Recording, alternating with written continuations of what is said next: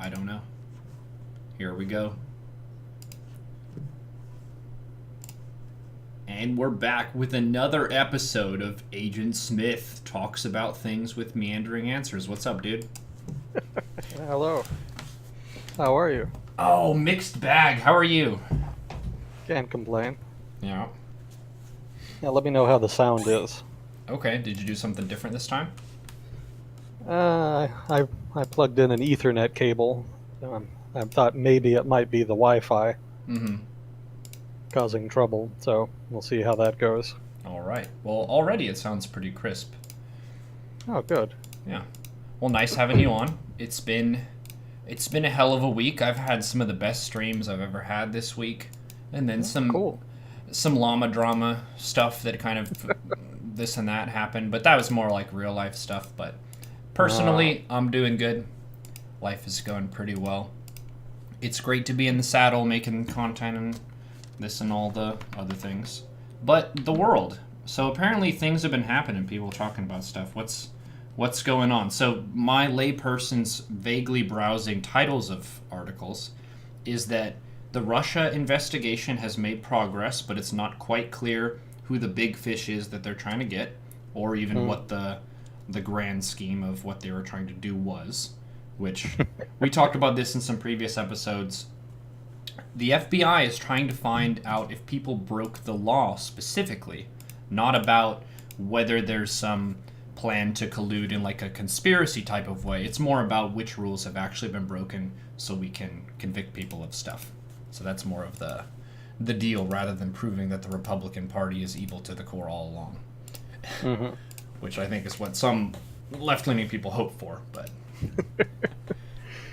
Yeah, it's a relatively narrow investigation in that regard. It could expand depending on what they find over the course of the investigation, but collusion with Russia or the Russian government or agents thereof is the starting point of the investigation. It probably won't be the end point. Investigations like this tend to uncover a lot of potential leads and drag out, which is one of the reasons politicians in Washington tend to be very averse to them. They don't start them easily because they're a lot harder to end than they are to start. So you generally don't start one unless you have a really good reason, because it can blow back on you too. It's you never know what direction the investigation will take, so it's always a little bit risky from a political perspective. yeah. But obviously, in this case, there was seen to be enough of a concern to launch one, and now it's been kind of all over the place since then, in terms of where it's gone and the people they've looked into. Mm-hmm. I think the principal lead that they generated was Michael Flynn, and I think that's what his name was, General Flynn anyway. And he'd said that he had not contacted a Russian official. I think it was. He said he had not talked to a Russian diplomat at a function that he attended in Moscow, and that turned out not to be true. And so, based on that, they've been asking him the degree of contact he's had with them, and the degree of the degree to which the Trump campaign, such as it was at that time, the degree to which they knew about that contact and were privy to it, and if they did know about it, the extent to which they encouraged the contact or requested more or had any kind of correspondence with the Russians through Michael Flynn or through perhaps other actors, etc. So it's not really clear yet what they found, if anything. It's been in the news a little more because there's reason to believe that Flynn is working with the investigators and that he may have struck some kind of plea bargain to what's the word? To testify against somebody else. Mm-hmm. And so, of course, everybody in the media got excited and started, basically whispering that, maybe he's going to testify against Donald Trump or maybe a high-level official in the administration or something to that effect, which hasn't yet happened. Maybe it will, but it seems unlikely. Well, the thing that I was reading about it was the general method for the FBI in this circumstance is to put pressure on someone to talk by saying, all right, we have a lot of shit on you. If you don't cooperate with us, then we're going to convict you really hard with a lot of severe stuff. If you cooperate, we'll give you very light punishment because you're helping us kind of in our quest to figure out what's going on here. So I think that a lot of people are inferring that because they're going to slap him with something very soft, that he's working with them and he's going to make some compromises. Mhm. Yeah, that's the suspicion. Nobody knows for sure yet because, of course, the investigation is closed and it's not open to the public, such as it were. So it's unclear just to what extent that's the accurate. Time will tell. I mean, my approach right now is basically just a wait and see approach because there's not enough information really as of yet to start drawing conclusions and make predictions. Maybe somebody with a stronger legal background than me might be able to do something like that, but from what I've read and heard, there's not a lot of there, so to speak. So we'll see. Yeah, plea bargains are a weird animal. That's kind of an American thing. It happens in other countries, but not as much as in the United States. I think the United States is one of the top countries in terms of the frequency and preponderance of plea bargains like that. A lot of countries don't do that, and people are kind of uncomfortable with the idea. They think it's kind of it doesn't lend itself to justice in the minds of a lot of critics of it. Yeah. They think that if somebody breaks the law, they should be punished accordingly. It's it can lend itself to some injustice in so much as maybe somebody who really does deserve to go to prison kind of gets out of it because the authorities go after somebody. But then if that doesn't pan out or something happens with the investigation, then you lose that guy too, not just the guy that you failed to make the case against with his testimony. So that can go wrong, and some people are very averse to that. I'm sure there's a much stronger criticism out there by, again, people more versed in legalism than I am, the legal code. But that's the gist of it as I understand it. Yeah, it seems like it's more directed toward the greater good as opposed to each individual getting their own justice, which almost seems counter-American if you think about it. Because we're usually very focused on the individual and less so on the collective than a lot of other countries and cultures. Well, it's also strategic. If you're if you're an investigator, you want to kind of get the root of the problem. Like, you can arrest lots of prostitutes, but if you don't get the pimps, you're not really getting at the crux of the problem. Yeah. And even there, sometimes even that doesn't matter because sometimes organized crime is linked to it. So if you don't get the higher level people in an organized criminal organization, then it's kind of futile almost. So because those people are very difficult to get, because they're very, very careful, you kind of need a more strategic approach, like something represented by a plea bargain that kind of gives you more options as a prosecutor than you would have if you just had to go after people according to just what they did. If you take the option of a plea bargain away, it becomes much harder to get higher level criminals, and in turn, those people kind of continue to propagate, and the problem goes unsolved. Just sort of proliferates. It's plea bargains are one of the tools that were used in conjunction with wiretapping and what was it called? RICO, I think it was called. Basically, some anti-racketeering legislation that was passed. Those were significant tools that were used to significantly curb organized crime in the United States, which had been a pretty significant problem up until relatively recently. It was only really in like the 80s or 90s that it was kind of when they really got a handle on it. Still definitely organized crime in the U.S., but it's not quite as prolific as it was in the early mid-20th century. Could thank Prohibition for that. Let's see. Somebody asked about thoughts on the recent developments in the Russia investigation. We did that. Yep. Preempted a little bit. Yeah. What, in your opinion, could be the long-term implications of the new tax law? I mean, there's probably not a lot. I mean, other than the principal thing that comes to mind is the deficit. Technically, it's not supposed to add to the deficit after 10 years because of rules in Congress that they're trying to adhere to. But in the Senate version of the bill, it would actually be pretty easy to get around that. One of the ways that they ensured that the bill did not add to the deficit after 10 years was to sunset individual tax cuts. They gave lower tax rates to individual tax brackets. But they've sunset those provisions so that they end in, I think, 2025.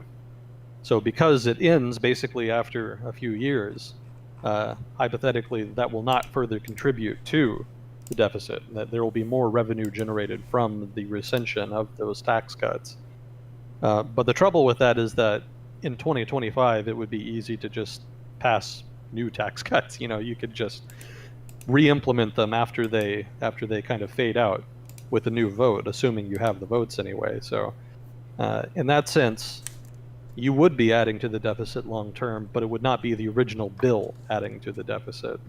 The original bill itself would meet that rule that you did not add to deficits after 10 years. So it would not be that technically that would be adding. But because you re-implemented the sunset provisions in a separate piece of legislation, effectively you've added to the deficit over the long term. So that probably would be the biggest long-term implication. I mean, other than that, maybe political. I mean, there's lots of potential for significant political blowback. I mean, the real estate industry alone is pretty upset by it. They don't like I think in the House version they removed, or at least significantly curtailed, the deduction for interest payments on mortgages, which of course the real estate industry is very sensitive about. Also, there's the removal, again, I think in the Senate version of the bill, but not the House, the removal of deductions for state income taxes. Or maybe it was state income and property taxes. I don't recall exactly. But that obviously is going to significantly upset people who live in states with relatively high state income taxes, and they could well be forced into a position where they have to significantly lower their taxes, and so that their public doesn't see a huge spike, or at least a significant spike in the total amount of taxes, federal and state, that they're having to pay. More likely they would just restructure them to try to maintain some revenue continuity, but it certainly puts states with relatively high state income and property taxes in a bit of a difficult position. So that could generate a lot of political blowback that leads to significant effects in terms of elections, the upcoming midterm elections in 2018, and then perhaps further on.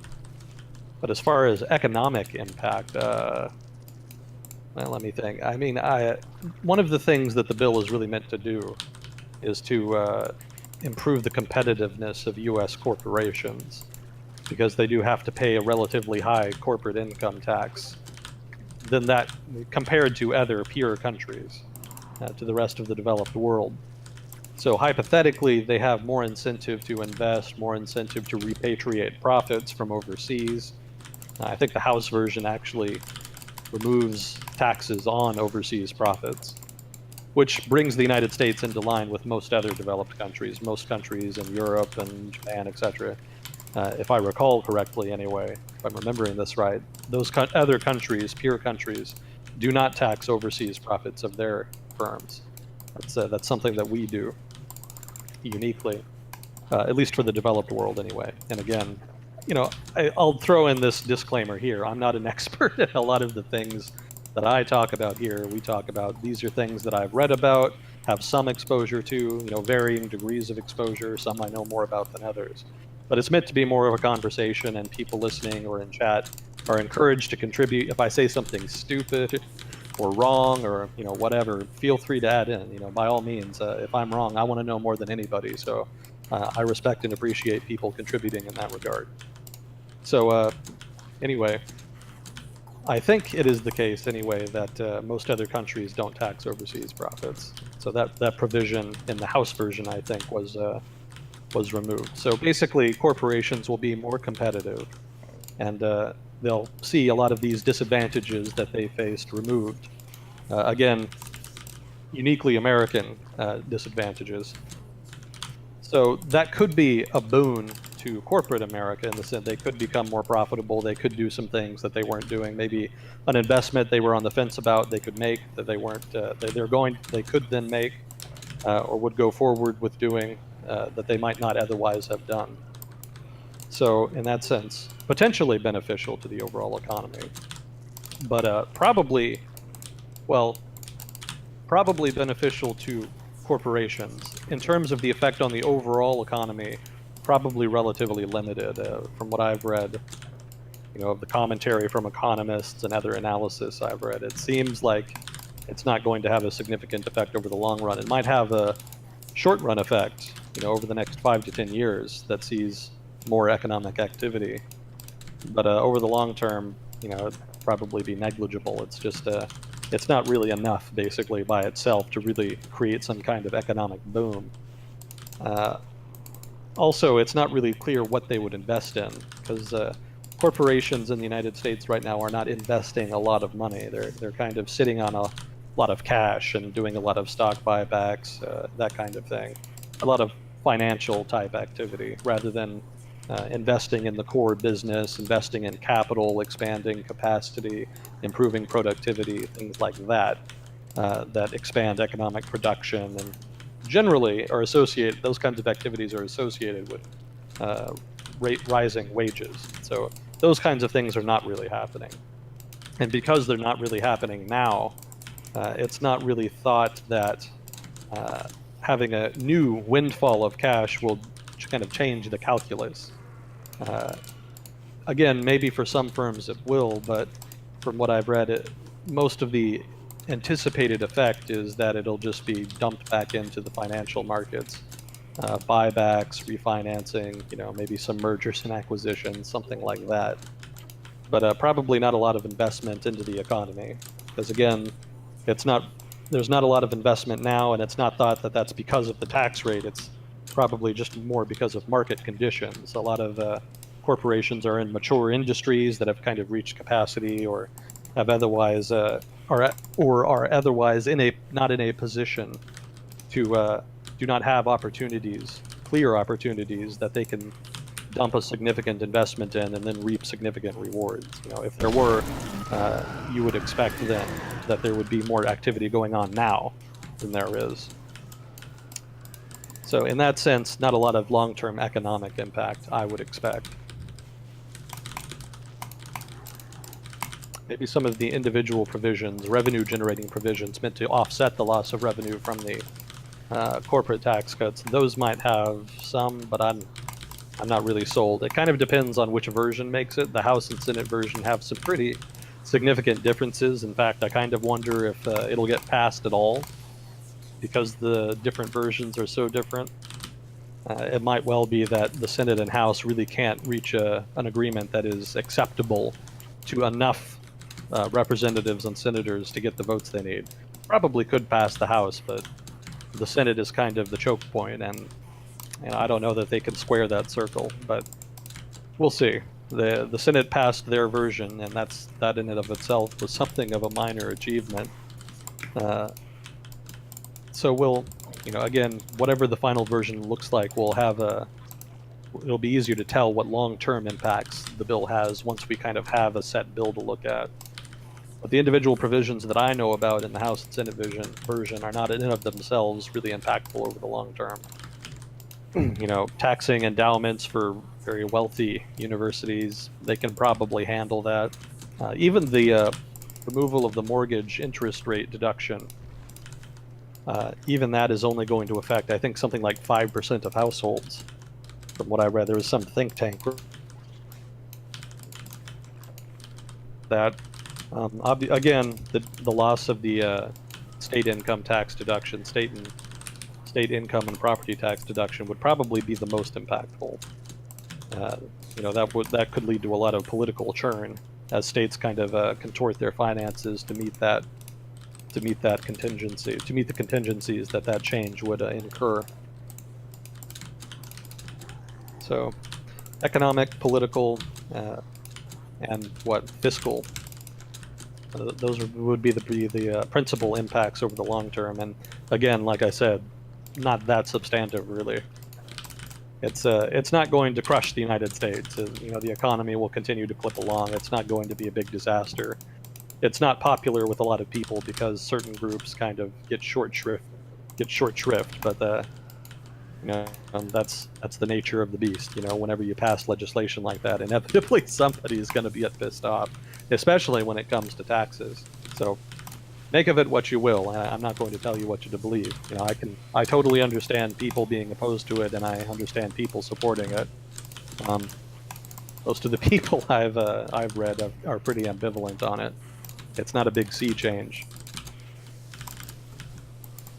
I would point out that it's one interesting perspective on it is that it's not really meant to be an economic bill. It's not meant to really improve the economy per se. It's more of a strategic move in terms of improving competitiveness in the international economy, and in turn improving American leverage in international relations. In that sense, it's more of a diplomatic bill than an economic bill. I would expect that to be a larger impact. If you're a corporation, you have more money.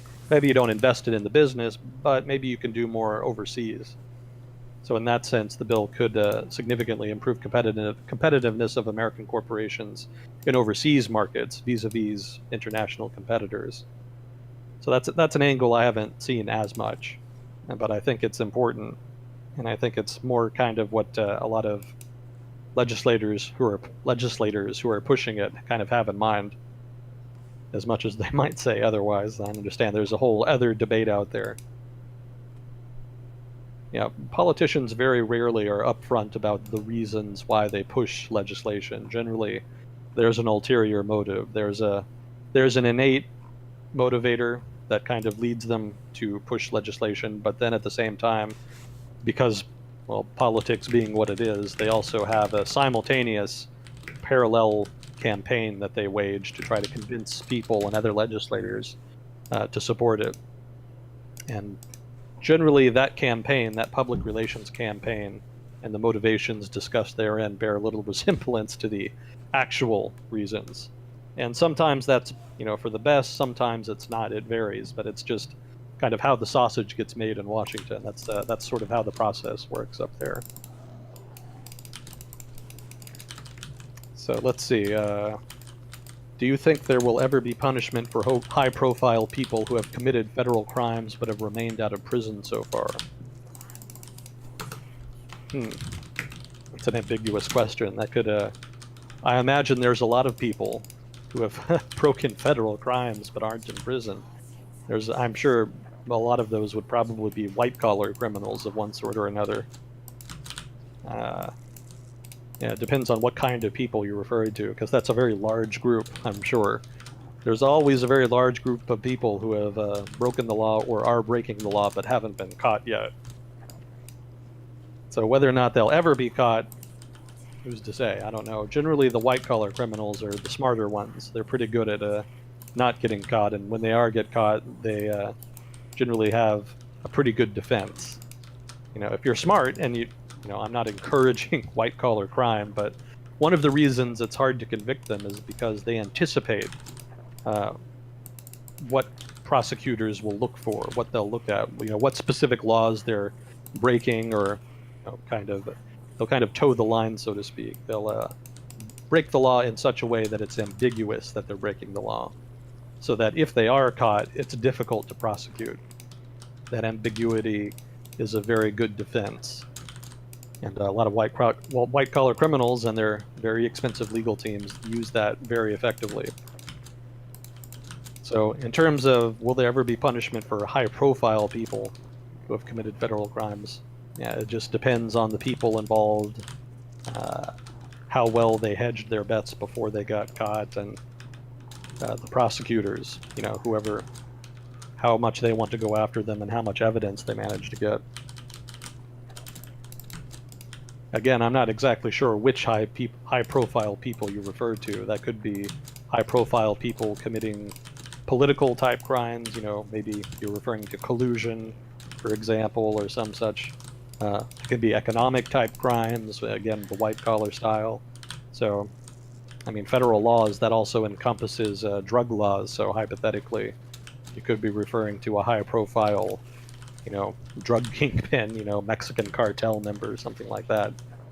So it's a broad question, and I would struggle to kind of narrow it down.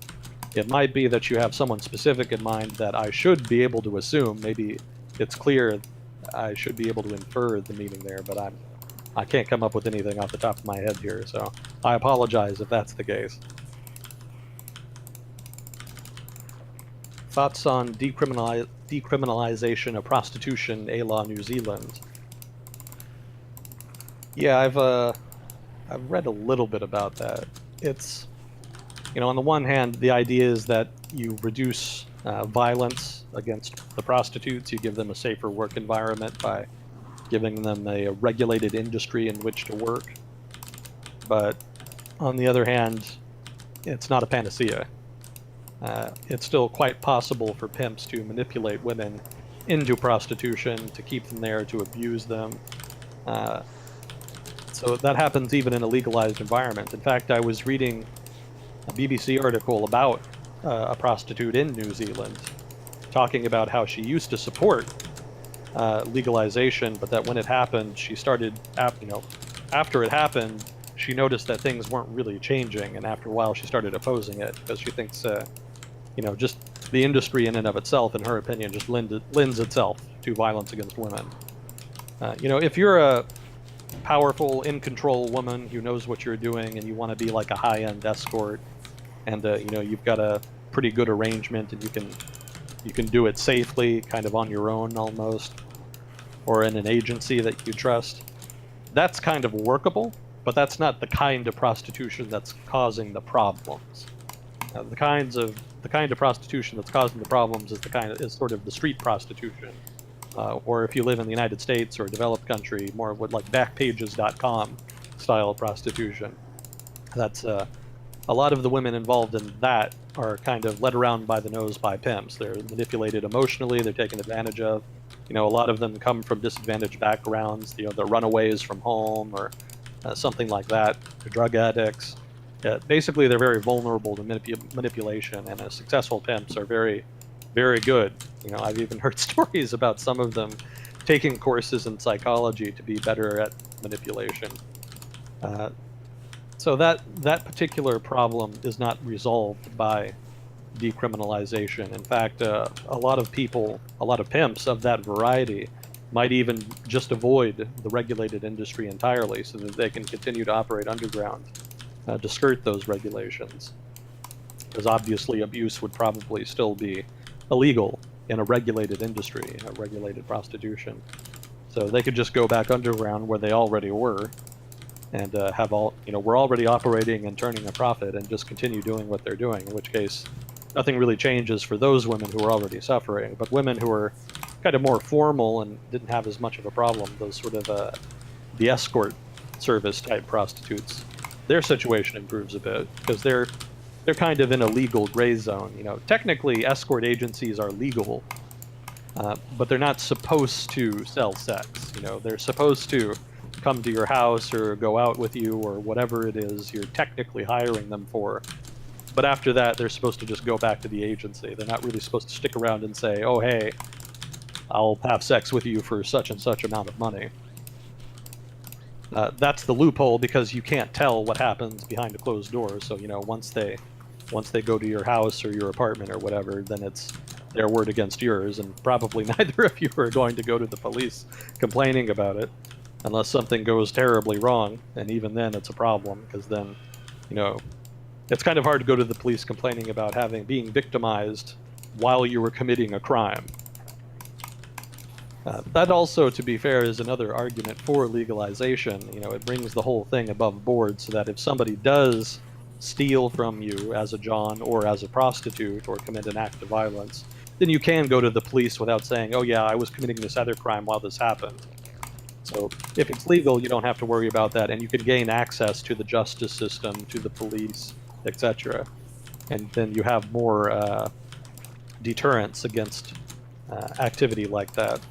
But again, that doesn't help women who are still underground. The pimps who would still stay away from the regulated industry, the recognized industry, in the event of legalization, would still be subject to violence, to theft, etc.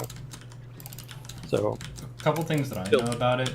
Mhm. The a lot of the I think the preferred term now is sex worker as opposed to prostitute, but a lot of the sex workers now prefer decriminalization as an option as opposed to legalization because that means less government interference, but you can still kind of seek help, like legal help, if you're attacked or something bad is happening to you without you getting arrested, like in that example you're stating, where if you're breaking the law and you call the cops, then they could just arrest you for what you were doing, as opposed to saying I'm unsafe right now and I need assistance. So a lot of kind of sex workers that I've seen prefer that as the option. There are quite a few documentaries kind of asking them of what their business model is like, what they would prefer in the whole legalization, decriminalization discussion about which one is better for them.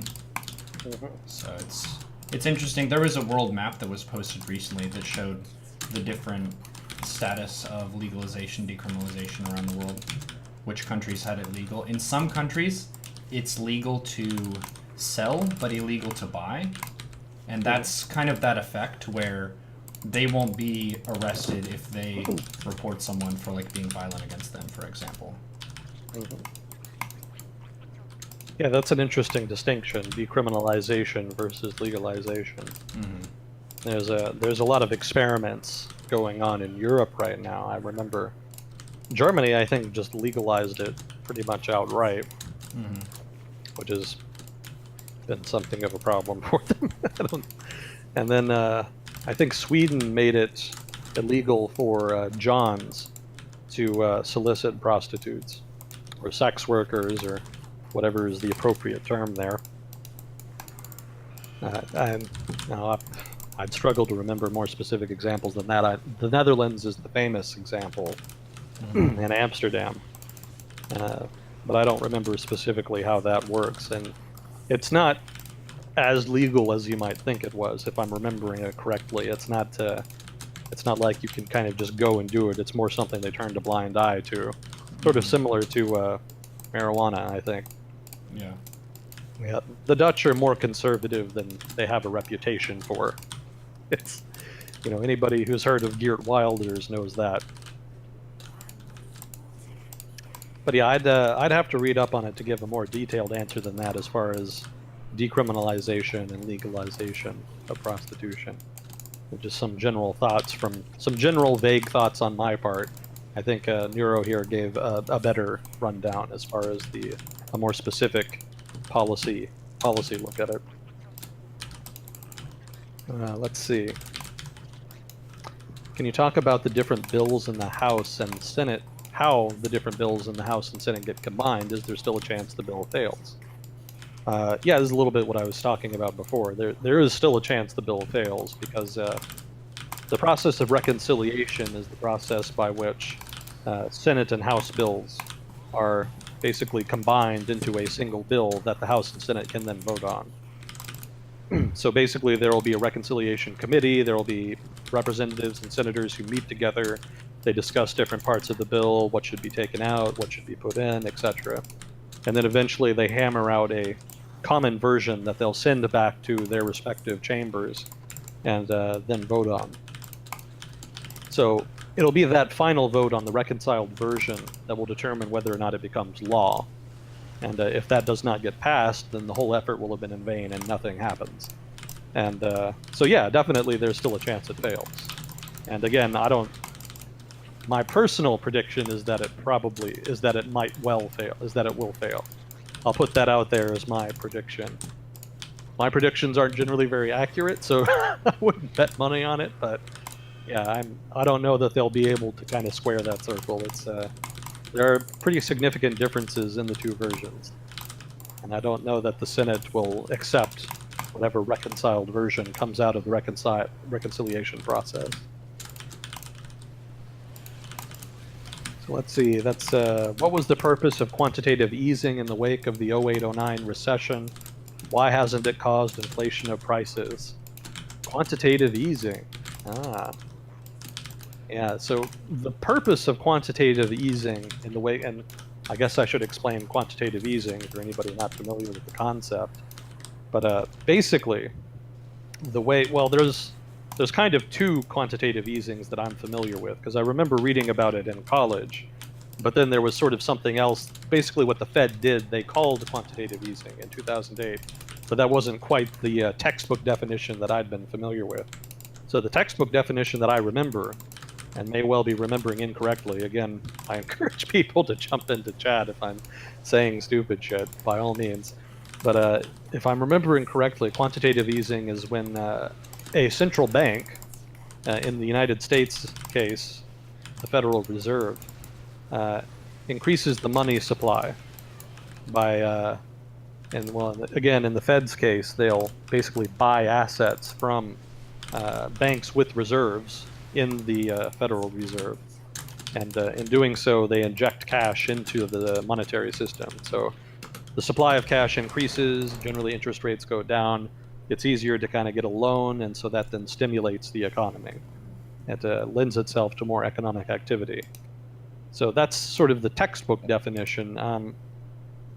What happened after 2008-09, what happened after the 2008 financial crisis, the Federal Reserve went out and bought assets from the open market, which is a minor difference, but it's an important one, because you're not buying it specifically from institutions. You're not buying it specifically from banks that have reserves there.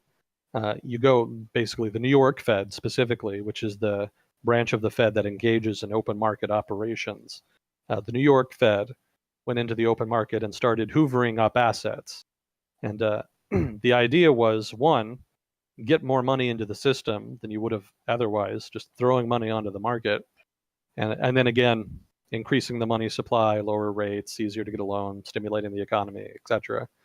The second point was to get risky assets, because the problem in 2008 with the financial crisis is that the value of a number of assets, mostly collateralized debt obligations of one sort or another, frequently in mortgage-backed securities, and the many, many derivatives thereof, all of that together collapsed in value.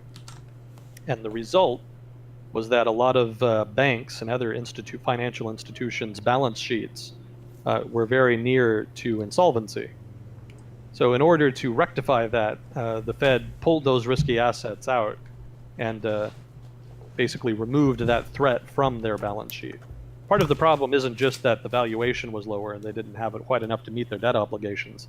Part of the problem is the risk of doing a deal with a financial institution that had those risky assets. Basically, the problem is, if you don't know if the other guy is insolvent, why would you do a deal with them? If you lend them money or they lend money to you, but more likely lending money to them, why would you lend money to somebody who you thought might be insolvent and will declare bankruptcy and not be able to pay you back? And the trouble is, almost every financial institution in the United States at that time had, at least major financial institution, had significant exposure to risky assets like that. And because everybody suspected everybody else of being close to bankruptcy, liquidity dried up in the market. Everybody stopped lending to each other, and the whole financial system basically came to a halt, a screaming halt. And that was a big problem not only for the financial institutions, but all of the other people they lend to. If you're I think the example I remember is a grocery market. You buy and sell pretty regularly, pretty set amounts, depending on demand. But your financial flows don't always meet that. Maybe one week you make a lot of money and you have a small surplus, but then the next week you're a little bit short and you can't buy all of the food that you need to replace the stuff that's going bad. And so in that case, you get a short-term loan, just a little thing, like a week-long loan. The bigger the institution or the business, except the easier it is and the shorter the term, the easier it is to get a loan and the shorter the terms for the loans. There are loans as short as 24 hours that you can get on money markets. And those are also important for the same reason as the grocery store example. If you're a financial institution or a small business or whatever, and you have some financial obligation that you want to make or have to make, but you're a little bit short because of some variance in your inflow of revenue, you can go onto the money market and get a short-term loan, get that covered, and then you have like a week or whatever to make up the difference, pay it back. So it's just kind of smoothing. It smooths the business process and makes it less subject to the wild swings in the market, less vulnerable to fast changes in demand, etc. That process locked up in 2008, and it strangled the economy. It strangled a lot of businesses. A lot of businesses, for one, had to be a lot more cautious because they knew they didn't have that safety net there anymore. But it also made them paranoid about the long term. There are a lot of businesses that have to make decisions over the long term just because of the way the business is structured. If your business is heavily dependent on large investments of capital, or a large investment in capital, rather, in that case, you have to plan way, way in ahead. And so if something happens, like a huge financial crisis, you have to delay. You're going to delay that big investment, probably for a long time, probably for a number of years. So a lot of businesses affected by the financial crisis ended up having to change their decision making, and that's still manifesting, even 10 years later. From what I remember, anyway, from when I was studying economics in college, financial crises generally take about 10 years to unwind. No surprise then that it's about been 10 years since the '08 financial crisis, and it's kind of only now that we're really starting to see something resembling a recovery, and even that is kind of limited. It'll probably take another year or two for the economy really to kind of get going again. Financial crises are very damaging in that regard. The consequences reverberate for a long time just because different businesses plan over different time spans and are affected in different degrees. So quantitative easing was meant to remove those risky assets from the balance sheets to restore confidence. All of the financial institutions that were too paranoid of each other to lend to each other, well, now that those risky assets are removed, they know that's not a problem, so they're a little more confident they can get the money flowing again. And so that's sort of the two reasons that quantitative easing happened in '08, '09 in the way that it did. So what was the second part of the question? What was the purpose of quantitative easing? So that was the purpose. There were basically 2 points. And why hasn't it caused inflation of prices? That's kind of the million-dollar question. That's kind of surprised a lot of people in economics. Interest rates have been so low for so long, and there's been all of this monetary stimulus. The monetary policy has been very liberal. It's been very, very open, but it hasn't really had the desired effect. It was intended to create inflation, good inflation specifically. Good inflation is inflation that comes from economic growth. Economic growth generates higher wages, more demand, and then as there's more demand, prices go up in response. So that's good inflation. Bad inflation is just when you have a shortage of goods or bad regulations, or something like happens in Venezuela where the value of the currency is debased, debts aren't paid, etc. Those kinds of things. That's the bad kind of inflation. So the idea was all of this increase in money supply, all of this monetary stimulus would increase inflation as the economy improved, but it hasn't really happened. The economy improved. It did better. In fact, corporate America improved very quickly after the recession, effectively after the financial crisis. But the inflation never showed up, and economists are at pains to kind of explain why. And since I've kind of been out of the loop on academic research for a number of years, I'm not really privy to the conversation that I'm sure has occurred as far as trying to explain that. But I do know it's a subject of debate. It could just be the structure of the economy has changed such that economies can absorb a lot more monetary stimulus without having to increase prices. Maybe that's productivity, automation, etc. Capacity is a little bit low, productive capacity, that is. So there is kind of room to improve without having to increase capacity. If you're only using 70% of your productive capacity and you see a big influx of new demand, you don't have to build new factories to meet the demand. You can just increase capacity, the percentage of capacity that you're using. So it might be that automation and productivity are such that we're still at a stage where we're only increasing percentage of pre-existing capacity being used, rather than having to invest in new capacity. If you needed to invest in new capacity, hypothetically, then you would raise prices to generate the revenue you would need to pay for the new investments in new capacity. You could kind of go round and around on that. But basically, the correct answer is nobody really knows. Nobody really knows why there hasn't been inflation. Oh, there was another thing I read. It was basically financial markets are so global and integrated that there's an unprecedented degree of capital. You know, international trade has served kind of in the same way that automation, in the example I just gave. International trade also increases capacity of so such that increases in demand can be met by tapping the international market. And in that sense, you know, in that way you can avoid price increases. You can just tap other markets, other producers in other countries, such that it's harder to kind of reach that point when capacity, you know, productive capacity is fully reached. But again, that's just another idea. That's not, you know, a specific explanation. That's a possible explanation. So that's a rough example. That's a rough answer off the top of my head there. Probably not great. Maybe somebody in chat more well-versed in current economics discourse can kind of polish that for me. But yeah, that's the best I can do. If you want to elaborate on it, I'd be happy to go into it more in some of the different aspects. It seems like over the past 10 years, there has been some major partisanship between Dems and Republicans, no joke. Do you see this antagonism between parties getting better or worse in the near term or long term?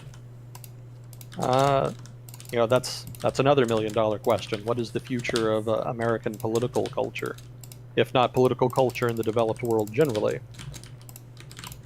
It's hard to say because you know, that's a well, in the near term, probably worse. That's Donald Trump does not seem to be a particularly conciliatory politician.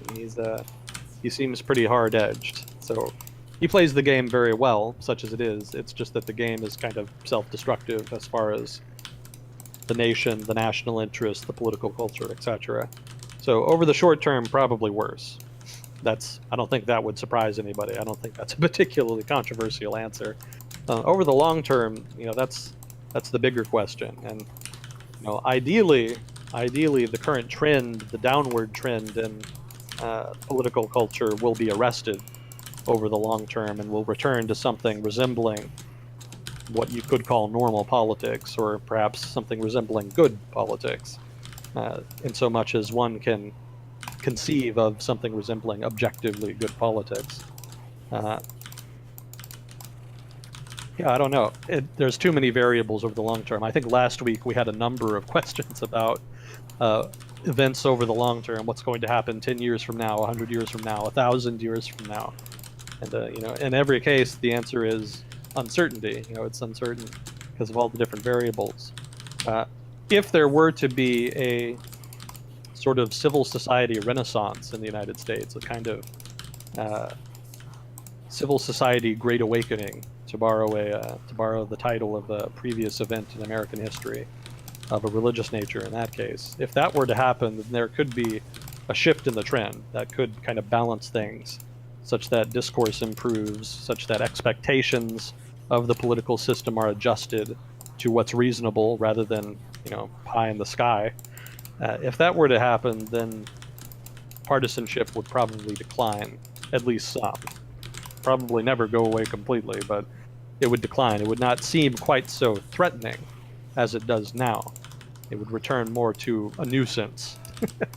a level of partisanship that you could call a nuisance would be much preferable than the current degree of partisanship, which seems, you know, almost to the point of being self-destructive.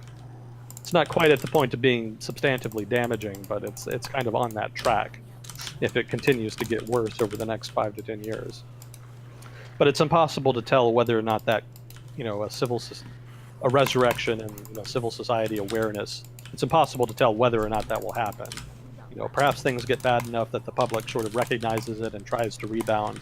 But on the other hand, maybe different perspectives, different interests, different ideologies are just irreconcilable and continue on their, you know, continue on the path of competition.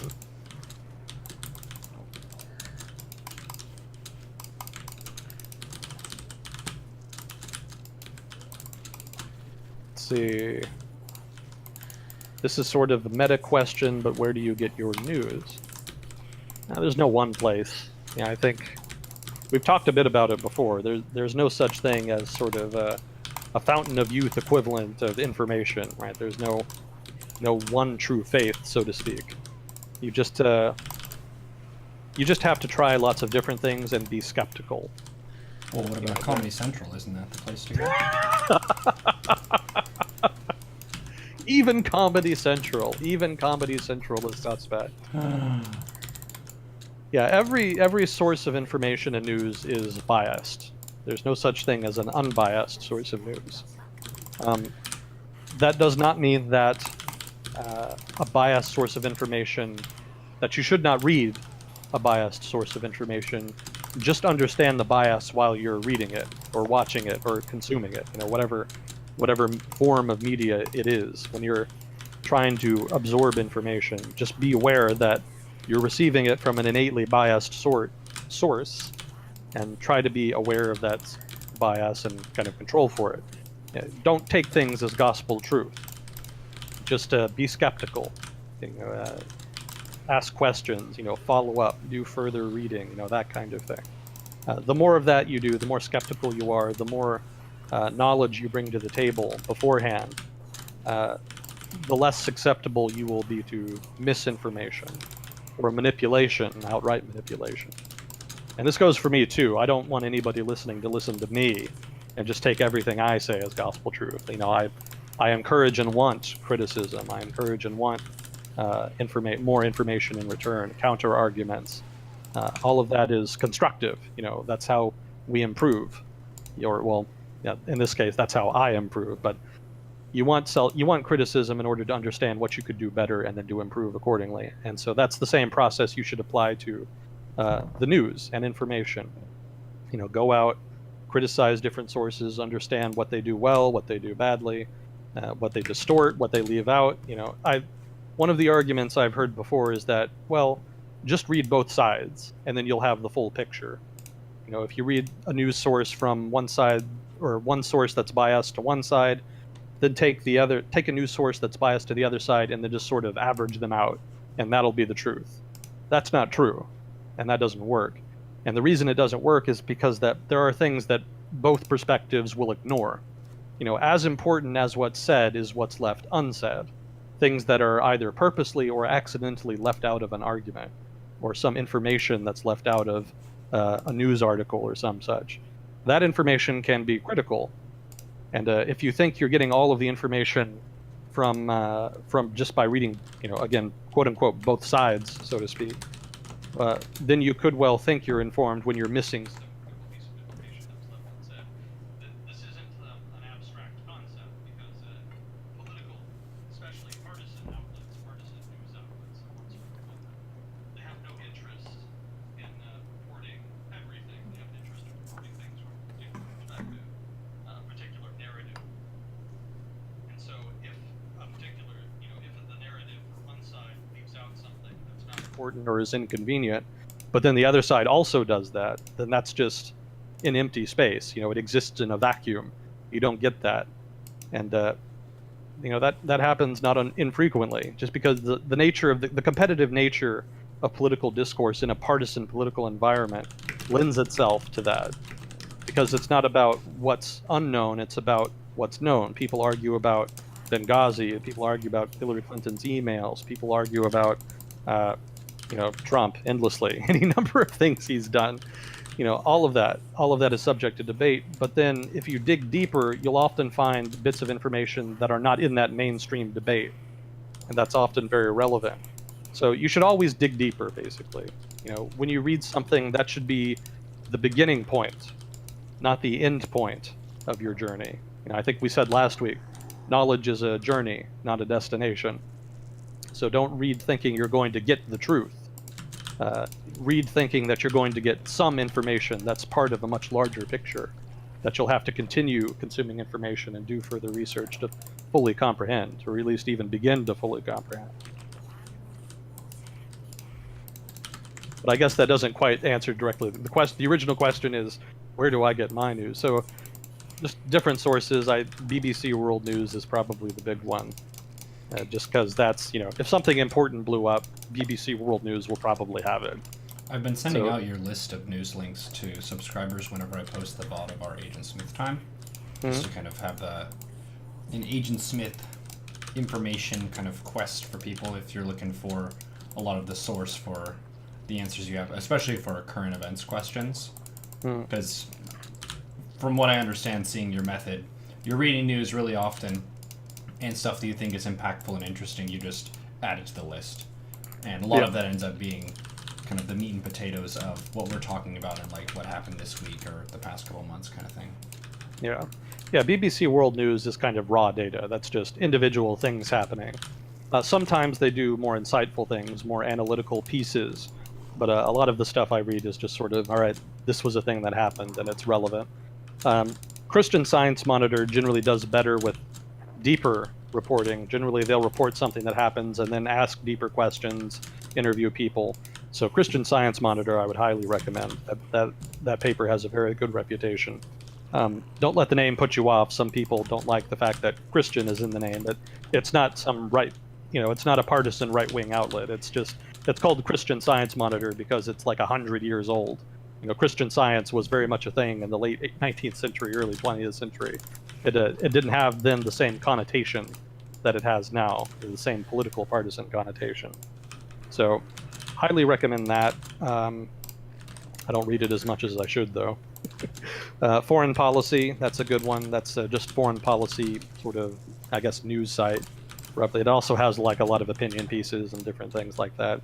The Diplomat is good for Asia Pacific news. They've got a whole shit ton of stuff, and they get a lot of commentators, academics, politicians, what have you, who kind of pitch in. Foreign Affairs is excellent, but it has a paywall. You have to pay for that, but it's generally worth it because the analysis is very deep, very good, and the contributors are generally high-level experts who have a lot to say. And again, in that case, it's not, you won't agree with everything you read, but the reasoning and argumentation is quality stuff. Even if you disagree with what you read, you'll understand much better the reasons the other person is arguing the way they're arguing.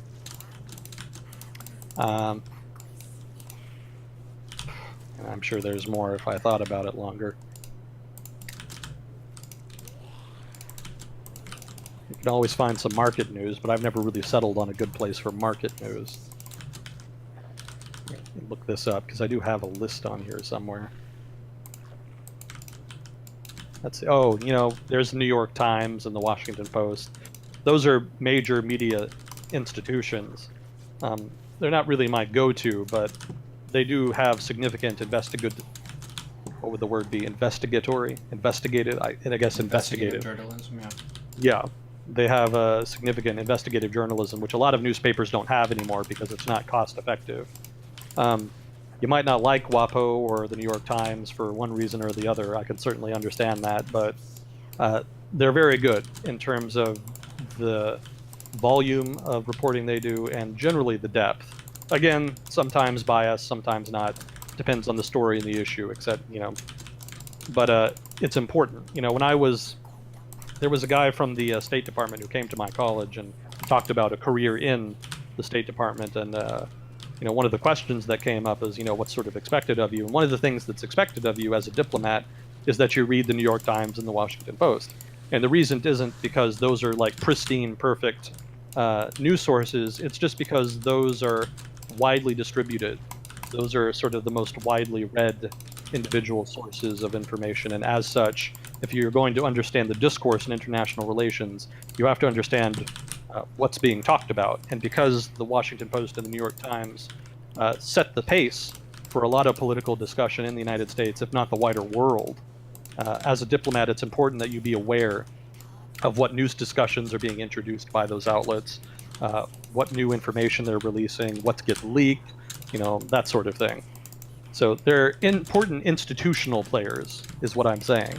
And watching them is kind of an important, will tell you a lot about politics, the economy, etc., because different political actors and economic actors will leak stories or release information or be revealed by investigative journalism to be doing this, that, or the other that's important to politics, the economy, international relations, etc. So then there was, I mean, there's a lot of, The Economist is good, Der Spiegel is good. Again, all of them have their own biases, but you just kind of go in expecting that and controlling for it. What you really want is good argumentation, besides just reporting the news.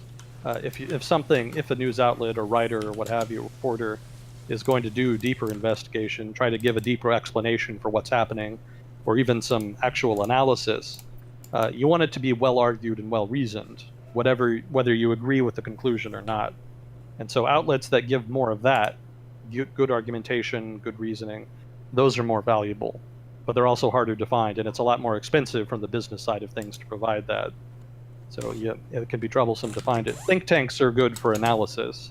If you do want a deep read into a policy issue, think tanks are kind of the go-to there. You just have to be careful about advocacy think tanks versus, policy think tanks.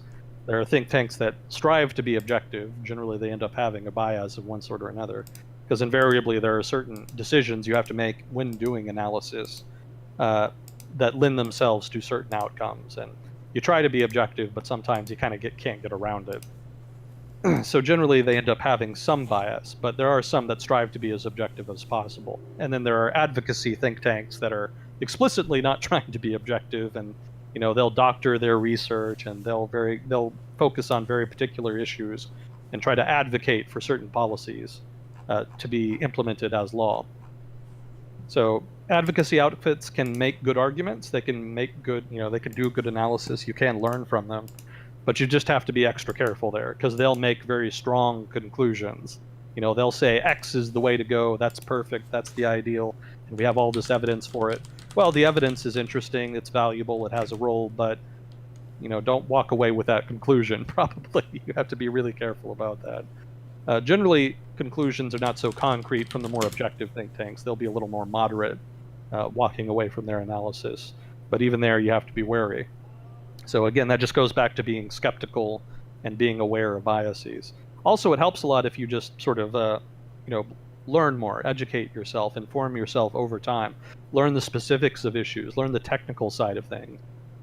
Really get into the details of the technical side of policies, of individual industries, technologies, etc. The more details you know, the harder it is to bullshit you. And there's really no substitute for that.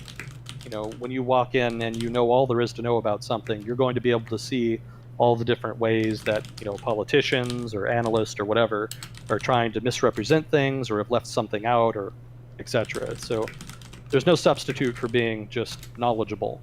So that's another thing you can do if you really want to know, if you really want to read the news and not be misinformed or get the wrong idea or etc.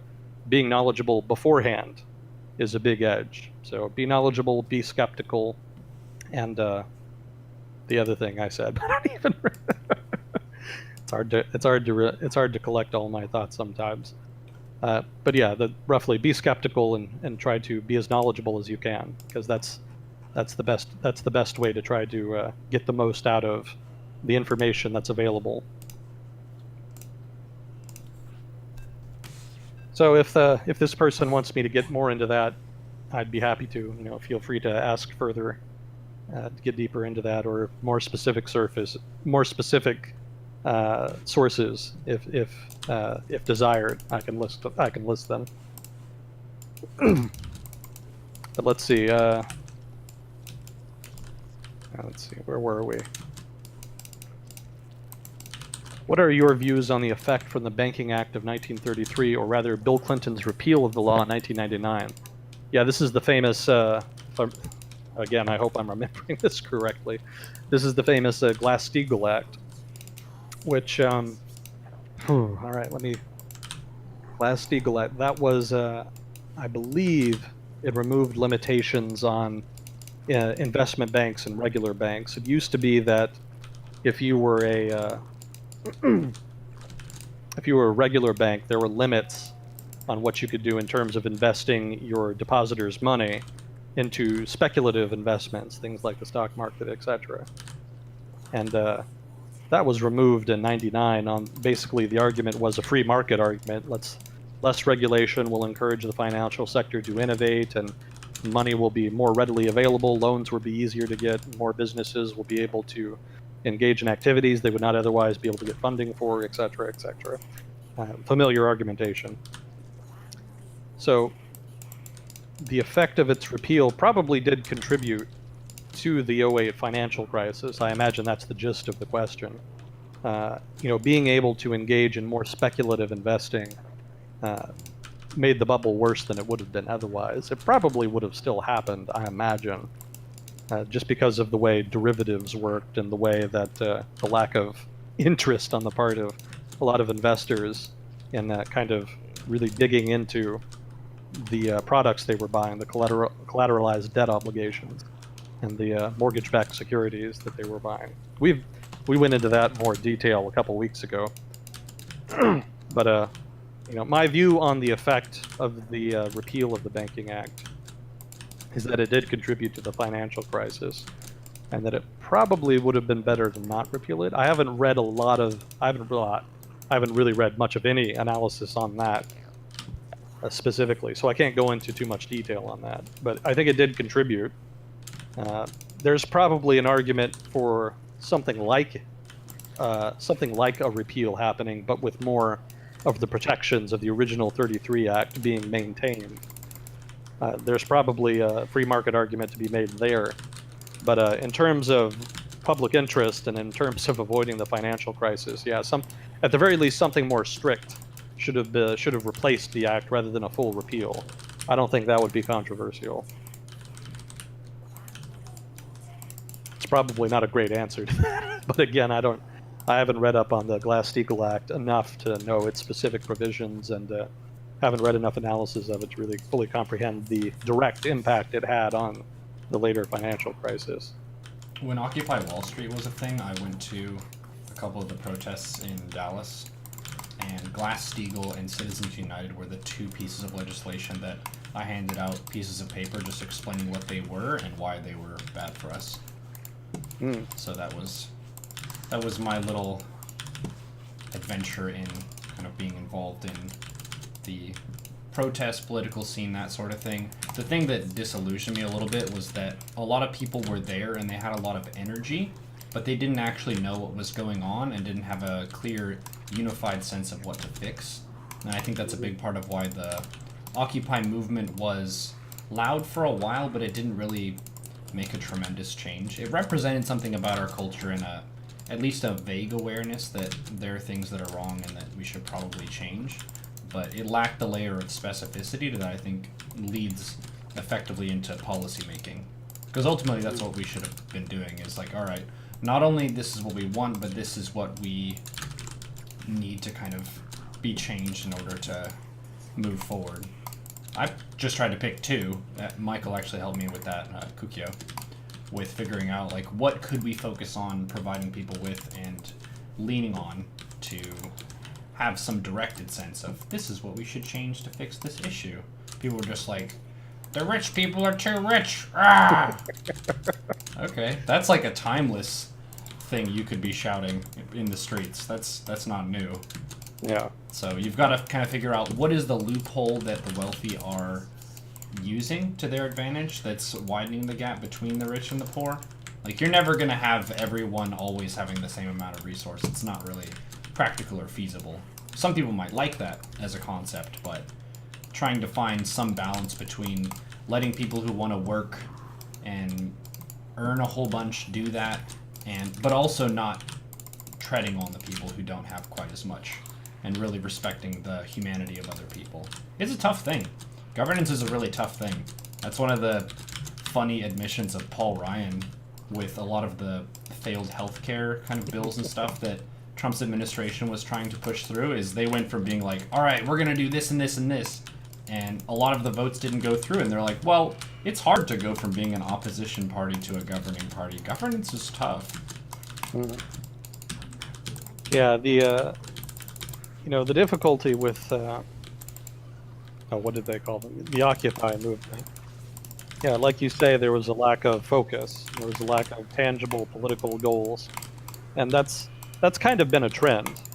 It's become easier to start movements, political movements, because you can have like a Twitter hashtag, or you can go out onto the internet, and there's just communication is so cheap and readily available. It's much easier to organize people into a movement like that. But it's also become much harder to organize and police a movement.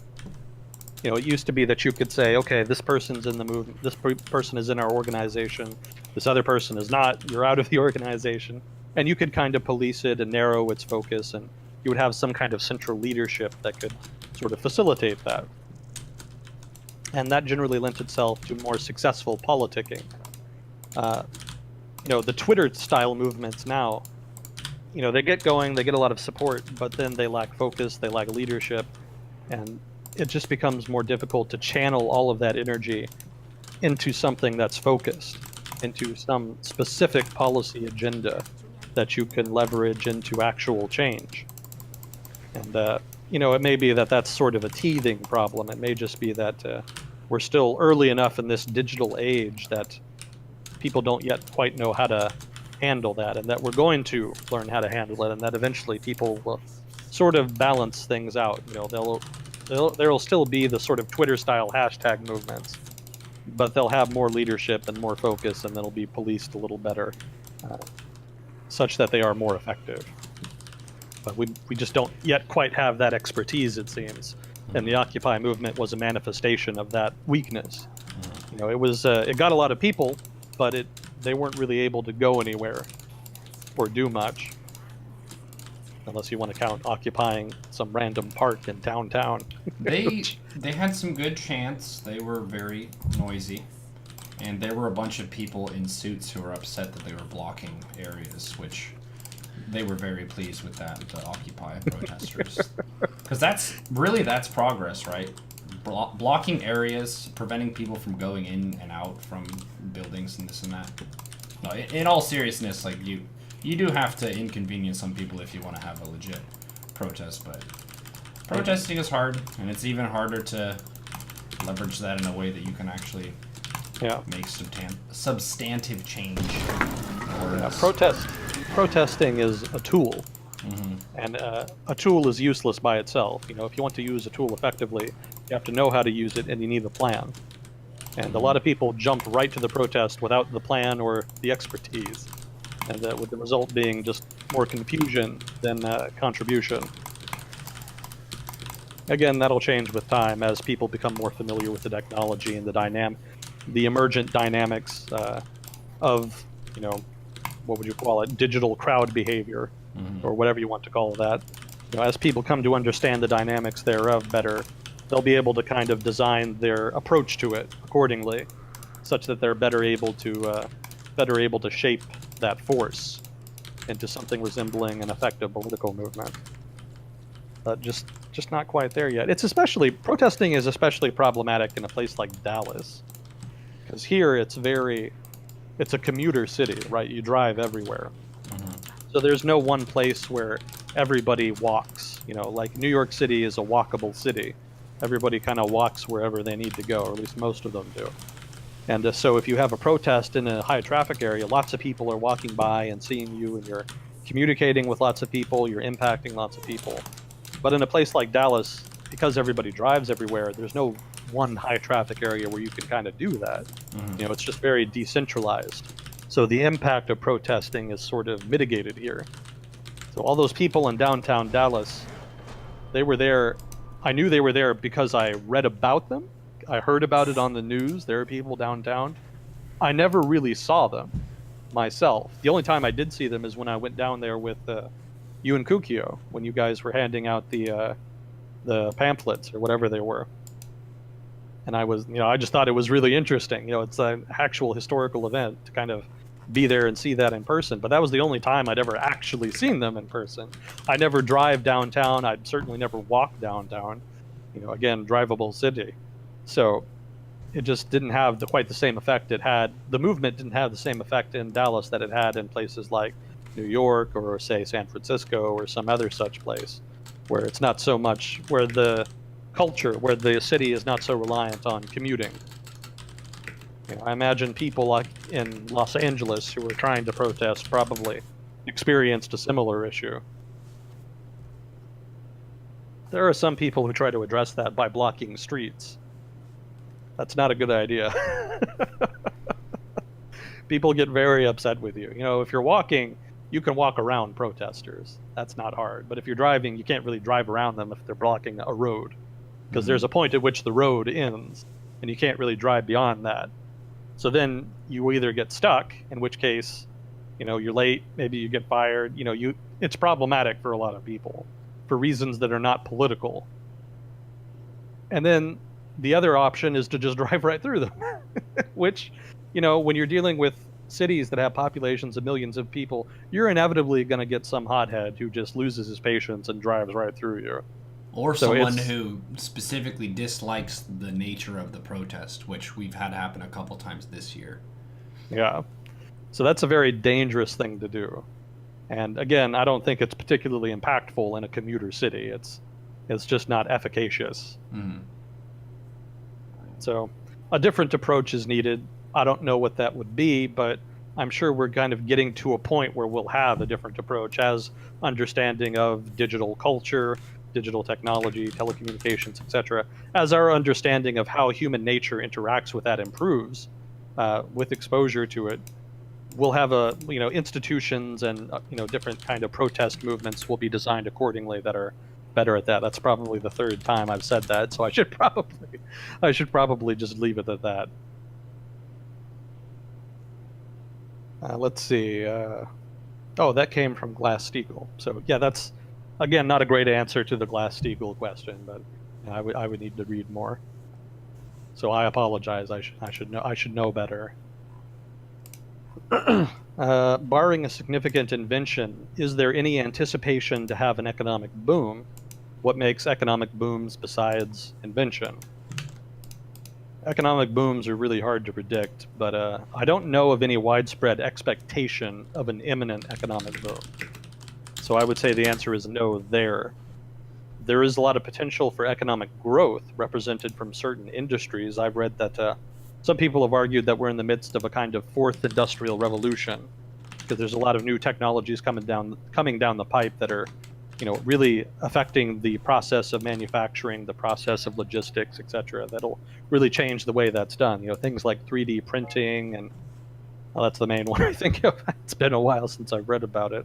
But yeah, there's a lot of relevant technologies that you could have a significant industrial revolution, and in turn a quantum leap in economic production, economic dynamism, etc. Of the same degree that is associated with previous industrial revolutions, the previous three. So that is possible, but predicting it is, that's anybody's guess. What makes economic? Sorry, what? We were having a fun discussion a couple days ago, actually, about 3D printing, and I was joking about, well, what if you hacked someone's 3D printer and caused them to make a bunch of objects in their home that they didn't want? And there was a viewer who was saying that this was actually a problem with printers and fax machines back in the day, where people would send messages to these fax machines that caused a loop of just a bunch of black pages and would burn through all the ink of people. So I would guess that because that was a thing a couple decades ago, that with 3D printing come around, they probably have some countermeasures, but you could still think of some pretty funny scenarios where people have whole heaps of stuff that they don't actually want coming out of their 3D printer. Yeah, industrial revolutions and innovation, they come with their downside, which is that assholes can be empowered. There's no end to mischief that the malcontented and ill-intentioned can get up to when they have access to inventions of the modern world. So certainly that'll be a problem going forward. But in general, the economic benefits outweigh the costs. Yeah. So it's expected, anyway, that the net benefit to mankind will be in the positive. We'll see. History is not linear, so who's to say? But that's the expectation, anyway. What makes economic booms besides invention?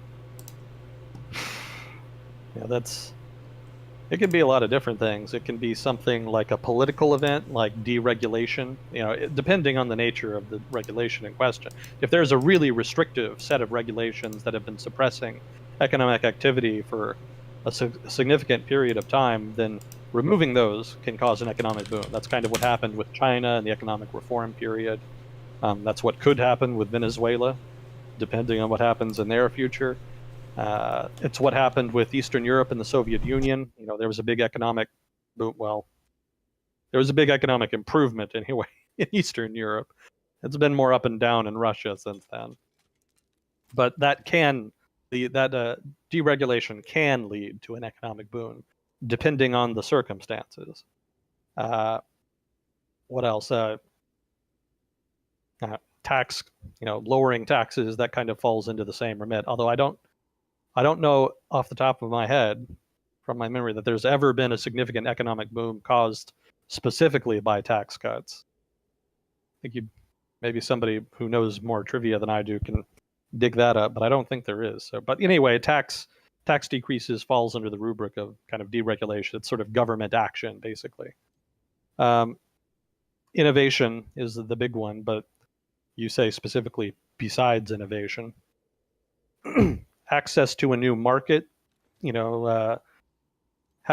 discovering the Western Hemisphere, so to speak, was a big boon to the European economy because it kind of gave people something to do. It was, you can build things for people going to the Western Hemisphere to settle, and you can give them those things in exchange for goods produced in the Western Hemisphere.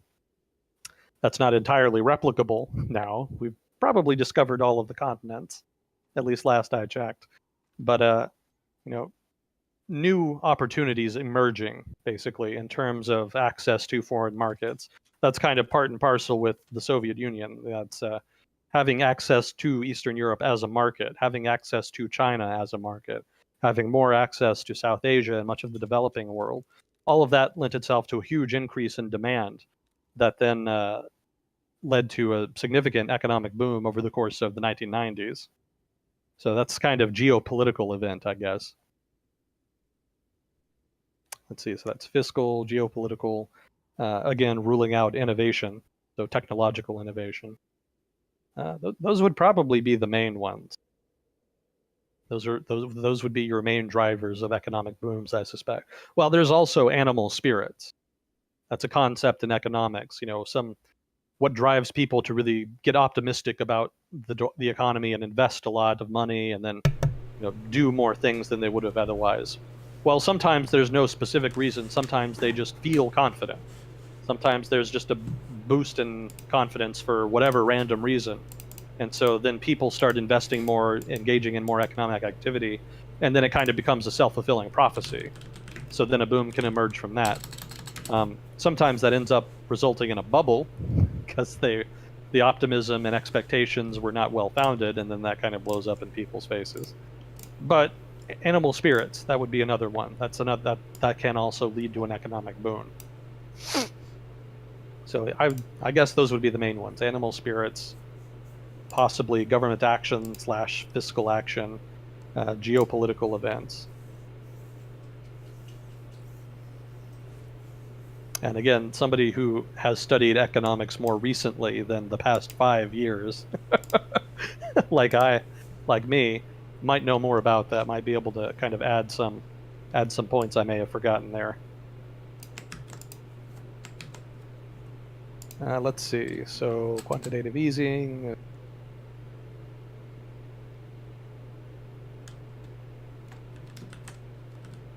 Oh, okay. Here we go. Why do you have to be in academia to be privy to the active discussion? You don't have to be in academia. You don't have to be like a professor, or even a student. But it's a lot easier to be fully, exposed to that debate, to that ongoing academic discussion, if you're in academia, because that's your job. In academia, you get paid to read papers and do research, which requires you to do all of that reading, to read all of those papers. And so because you're reading so much, so many different ideas, so much research, all of these different experiments and ideas and theories, it's kind of a full-time job. It's something you kind of have to be constantly doing in order to be like fully informed on even one field's discussion, one issue's discussion. It's a lot of work. And there's always new stuff in the pipeline, new research coming through. And that can change, the perspective, introduce new ideas, discredit old ideas. It's something that you constantly have to keep up with. It's very easy to fall behind. And if you're not reading at least some papers, or certainly some literature reviews that are keeping track of new developments in a given field, it's very easy to obsolesce your knowledge over the course of just a few years. So if you're not really staying on the ball, you can't really say you're up to date and knowing all of the most recent stuff. That's especially important in a social science where things are, understanding of the subject matter is so amorphous and ambiguous. We don't really have a full understanding of the economy. And so our understanding shifts a lot with time, as new information, new ideas come about. So staying on top of new developments is important to kind of fully understanding how policymakers are kind of looking at issues. You don't have to be in academia to do that. You can kind of go in and find those papers, but it's expensive for one, because if you're attending a university as a student or if you're a professor, you have access to the university's account, so to speak, with a lot of different publishers. So you can get academic articles for free, just kind of on demand whenever you want. But when you're not, you have to pay for that. And that can be very expensive because a lot of publishers basically only sell to major academic institutions. So if you want, you have to pay the price that an academic institution would pay, which tends to be very high. There are some places that maybe don't charge, but the big ones are like JSTOR or one of those major publishers. It can be difficult to get access to those, and so it can be difficult then to read all of the papers you would need to read to really catch up, so to speak. To really see where that discussion is and all of the different ideas and perspectives and all of the different information and research. And most people don't have the time, too. Even if you have the money to afford that, it takes so much time to sit down and not only read them, but really process the information and internalize it and critique it and ask questions and etc. Doing that for, 20, 30 papers. That can, besides being very draining, it just takes so much time. And if you're working a job, a full-time job, and you have other responsibilities, you don't generally have a whole lot of spare time to sit down and just do all that. It's just very difficult. So, yeah, being out of the loop for a while can kind of leave you uninformed. It can leave you unaware of where the discussion is. And it's not hard to kind of fall out of that when you're not in academia. Again, you don't have to be in academia to understand the academic discourse, but it's just easier because you get more exposure, you have more time, etc. There's also a lot of blogs. A lot of academics blog a lot about the things that they're interested in, issues, etc., about their research. So you can kind of refer to a set of blogs. You can find whole networks of blogs out there. So if you're really interested in one issue, you can kind of Google around and see what the academics are doing in terms of blogs, articles outside, not academic articles, but editorials, things like that. There's generally a lot of information there that's very useful. And that's probably more what I've been reading over the past few years, rather than full academic articles. But it's still important to read the academic articles, because that's where the actual information is. If you really want to break down not only what the argumentation is, but how they're reaching the conclusions. What is the research design? What data are they using? What methodology are they using? A lot of those things are important to understand in order to critique and understand how they reach their conclusions, and then understanding the weaknesses in their conclusion. Because there's a lot of issues with certain methodologies. Maybe there's a hole in their data they're not aware of or some such. There can be technical reasons that a paper has flaws, and understanding those flaws can be important to fully understanding policy issues, because then you want to understand why policy A is better than policy B, or maybe just understanding what policy A is at all and what effect it's going to have. Looking at the research on, the relevant research on such questions, understanding the methodology is then important. If you're going to read a think tank, for example, it really helps to dig into the methodology. Sometimes you can just skip right to the appendix, since that tends to be where they just jam all of the important stuff. Understanding that can be important to telling whether or not they're really earnestly trying to make an objective attempt to assess an issue, or if they're just kind of trying to reach a predetermined conclusion, trying to just fish out evidence for it.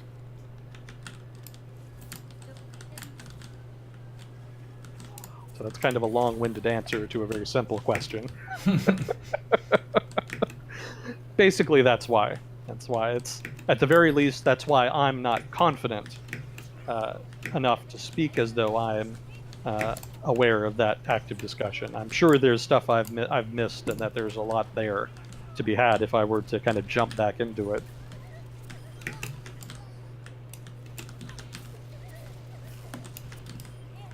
So let's see, what are your thoughts on the Antiquities Act and the way national monuments are created? I can confidently say that I have no thoughts whatsoever on the Antiquities Act. I don't know anything about it. Yeah, I don't think I've ever read about the Antiquities Act. I don't think I can even give you a rundown of what it might be. So, the way national monuments are created, I think that's more of an administrative process, because I remember the Obama administration getting into some trouble trying to expand such and such monument. But it's also a legislative process, obviously. That's how the national park system was created. But how that relates to the Antiquities Act, I couldn't say, because I'm not aware of the Antiquities Act. So I apologize. That's this is going to be a very unsatisfactory answer. Yeah, I'm not familiar with the Antiquities Act. Certainly not in any substantive way. As far as the way national monuments are created, I'm not familiar enough even with that to comment too much on it. Yeah, I tend to be more policies that affect national security or the economy or things like that are kind of more the policy issues that I've tended to pay more attention to. But things like national monuments and environmental issues, I've paid relatively less attention to. And yeah, as a result, I couldn't comment too much on it. I could try to bullshit my way through an answer if you want. But I don't think that would really be any more satisfactory than just saying, I don't know. So I'll leave it at that. I don't want to put my foot in my Little mouth. behind. At least no more so than I usually do. So let's see. What are my thoughts on Trump potentially shrinking national parks? I haven't heard anything about that. I haven't heard about him. I haven't heard any rumors or any statements by the coming from the Trump administration that they are considering doing that. I think it was about a year ago that the funding, I think that's more of the thing, is the funding of the parks has been adjusted in some capacity. Yeah, I think or that people are going to be charged more to go to the parks as opposed to them being like free. Yeah. Free and open and whatnot. I haven't kept super close tabs on it, but it seemed like that was a corner that he felt his base wouldn't care if they cut. Yeah. Oh, no doubt. And yeah, I know. One of the things that I think is kind of unique about Trump that's different from, say, Bush, is Trump's base is highly entertained by moves that specifically piss off the opposition. Like, that's part of the meta right now for a lot of Trump's following, is they like when he does stuff, not necessarily because it's great for the country as a whole, but if it pisses off left-leaning people, then they're amused by that, and that kind of panders to his base. Because I would say it's not a huge area where we're going to make a ton of savings or net a bunch of money if we change the way parks are monetized. It's not like a really key issue, but it's one that it's kind of fun for them to meme about, basically. Yeah, red meat to the base. Yeah. Yeah, that's politics as sport rather than substantive discourse. Mm-hmm. And to be fair, the Republican Party does not monopolize that. That's very much a bipartisan issue. Yeah. But yeah, definitely right now, that's the Trump administration does not miss an opportunity to throw out red meat like that, especially when things are getting a little dicey in Washington. But potentially shrinking part of the issue there with national parks, and this is a political issue in Western states, I believe, in the United States, is that there's a lot of antagonism towards federally owned, well, federal government generally, but federally owned land, and the U.S. agency that oversees it. There's a lot of people in the West, and sort of that Utah, Rocky Mountains region of the United States, that believes that land should be given to the states, and that the land as it is regulated right now by the federal government is not regulated well. and that they are not given sufficient access to it. Because there's a lot of ranchers out there, and they're allowed to use the land. They can feed their cattle, let them kind of roam around on it, eat the grass, what have you. But there are restrictions, and they would like to do more with it than they're currently allowed to. And their perspective is, well, this is our land, it's our state. Why shouldn't we have more decision-making power as to how it's used? And so it could be that the Trump administration is catering to that sentiment, and that they might in future reduce the size of national parks in order to give control over more of that land to states, so that states and political interests that want more use of the land can have access to it. That's quite possible. But I don't know enough. Again, I don't know enough about the regulations surrounding, more specifically the legislation surrounding national monuments and national parks, etc., to know the degree of discretionary power an administration has in such an endeavor. I mean, I would assume that Congress would have to pass a law in order to do something as substantive as actually shrinking a national park. But speaking from a position of ignorance, I can't say that with confidence. I don't know. It may well be that the executive branch and specific administrative agencies within the executive branch have discretionary power on that count, and that maybe even if they can't shrink the size of the national park, they can significantly open up access to economic exploitation to broad swaths of national parks, such that they've effectively been shrunken. That could be feasible. But again, I don't know. I'm talking out of my ass, so I can't really commit to a specific answer on either count. Yeah, national parks are definitely not my policy. Definitely not my policy area. Yeah, so I apologize. Perhaps I should know more about that, but in lieu of such knowledge, I kind of have to take a pass. Is the sound still coming through okay? It's been really good the entire time. We haven't gotten any of those like noisy sound artifacts. It does seem like that may have been the issue, just a bit of inconsistency in your signal, which caused the audio to kind of blow. Yeah. It was pretty jarring. I don't really miss it. Yeah, I was listening to it last week and it was awful. Yeah.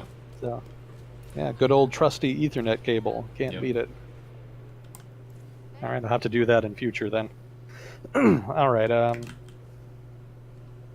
What is your opinion of the executive order to replace regulatory burden by reducing 2 regulations for every 1 added? Could you speak to the overall power of executive orders in general versus standard House legislation? Well, standard House legislation is definitely more powerful, because that sets the law.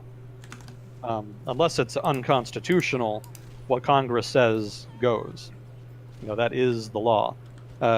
Executive orders are subject to the law, so they're less powerful. It's quite possible to challenge an executive order's legality, as has happened several times in the past year.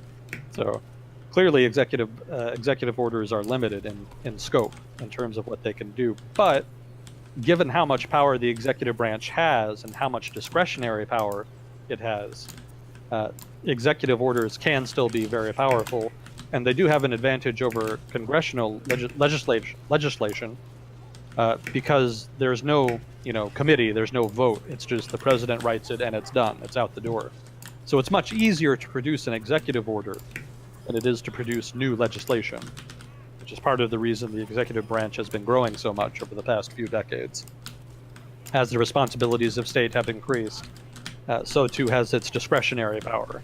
And as a result, Congress has become relatively less powerful than the executive branch. That's not to say that Congress is not still powerful. Definitely still is. We may be seeing a lot more of that over the next few years. But they've been ceding ground because of the complexity of managing and administering a country as large as the United States.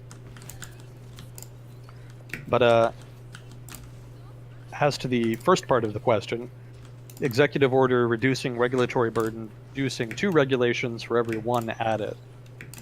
It's not a bad idea. It's just kind of ham-fisted. Generally, you want something more targeted. You want to sit down and say, all right, which of these rules is bad? Which of them are good?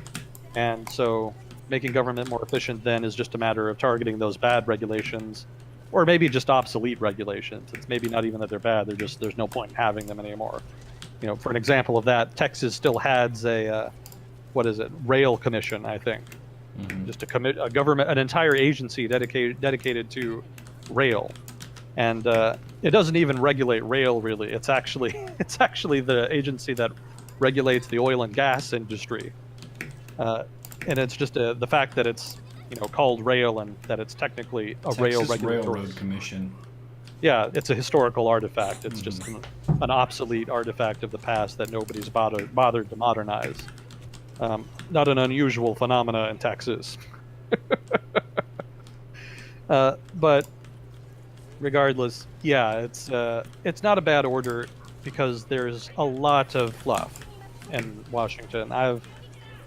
One of the blogs I read, and I don't endorse what this blogger, or authors rather, what the authors on this blog say, what they assert, but some of their argumentation is good. And one of the arguments they put forward was that it's not a bad rule because there's a significant amount of obsolete regulatory detritus in Washington. There's so much built over time, and so little of it gets reviewed to actually see if it's still needed, or if it's still, if it's still effective, if it's actually doing anything, if it's even being enforced. There's apparently a lot of rules like that, from what I read on this blog anyway. Make of it what you will. But if that's true, then certainly removing 2 regulations for each new one that you implement, that's probably feasible, because you can probably pretty easily find 2 in the thousands of pages in code that is in place as far as administrative law. So I wouldn't worry too much about them, using it as an excuse to cut things that are important or that you might value. That's probably not what they're going to use it for. They probably will just use it to get rid of, obsolete rules, obsolete regulations. If they do remove a significant regulation, like a lot of people are very much caring about wow, that's very accented. A lot of people care a lot about net neutrality right now. That's been a big issue.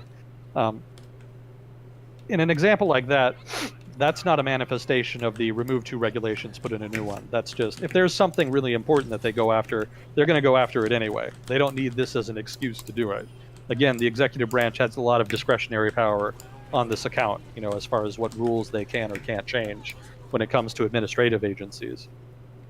So if they're going to go after something important, they're just going to do it. They're not going to cite this as an excuse. So I wouldn't worry about it in that sense.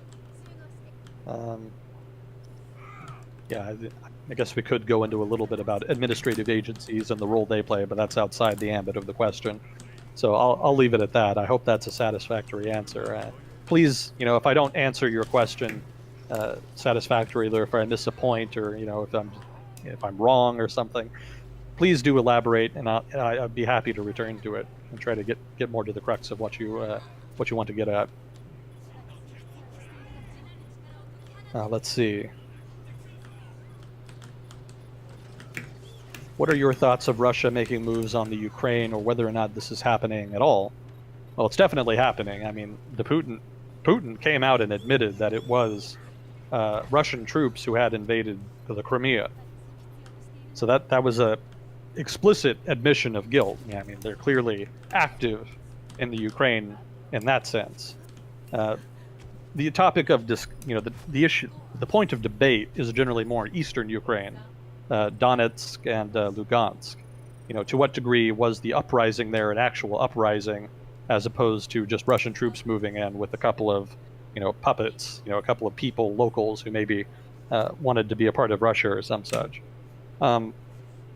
Difficult to say. I mean, it was, the whole point of the operation was that it was ambiguous. If it had not been ambiguous, I doubt the Russians would have moved on it. And I don't think it's controversial even in Russia that Russia has an active role in Donetsk and Lugansk.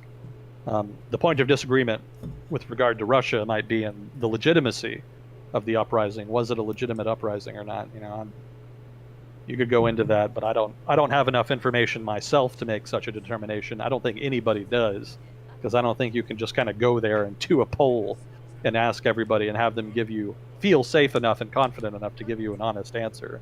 So anybody's guess. Negative it what you will. But clearly there was an operation there that the Russian government was involved in. And whether you support it or oppose it or don't know what to make of it, I think it definitely did happen to some degree. As to why they're doing it, that's kind of a harder question. That's an even harder question to answer. I don't know that even Moscow really knows what they're going for in Ukraine anymore.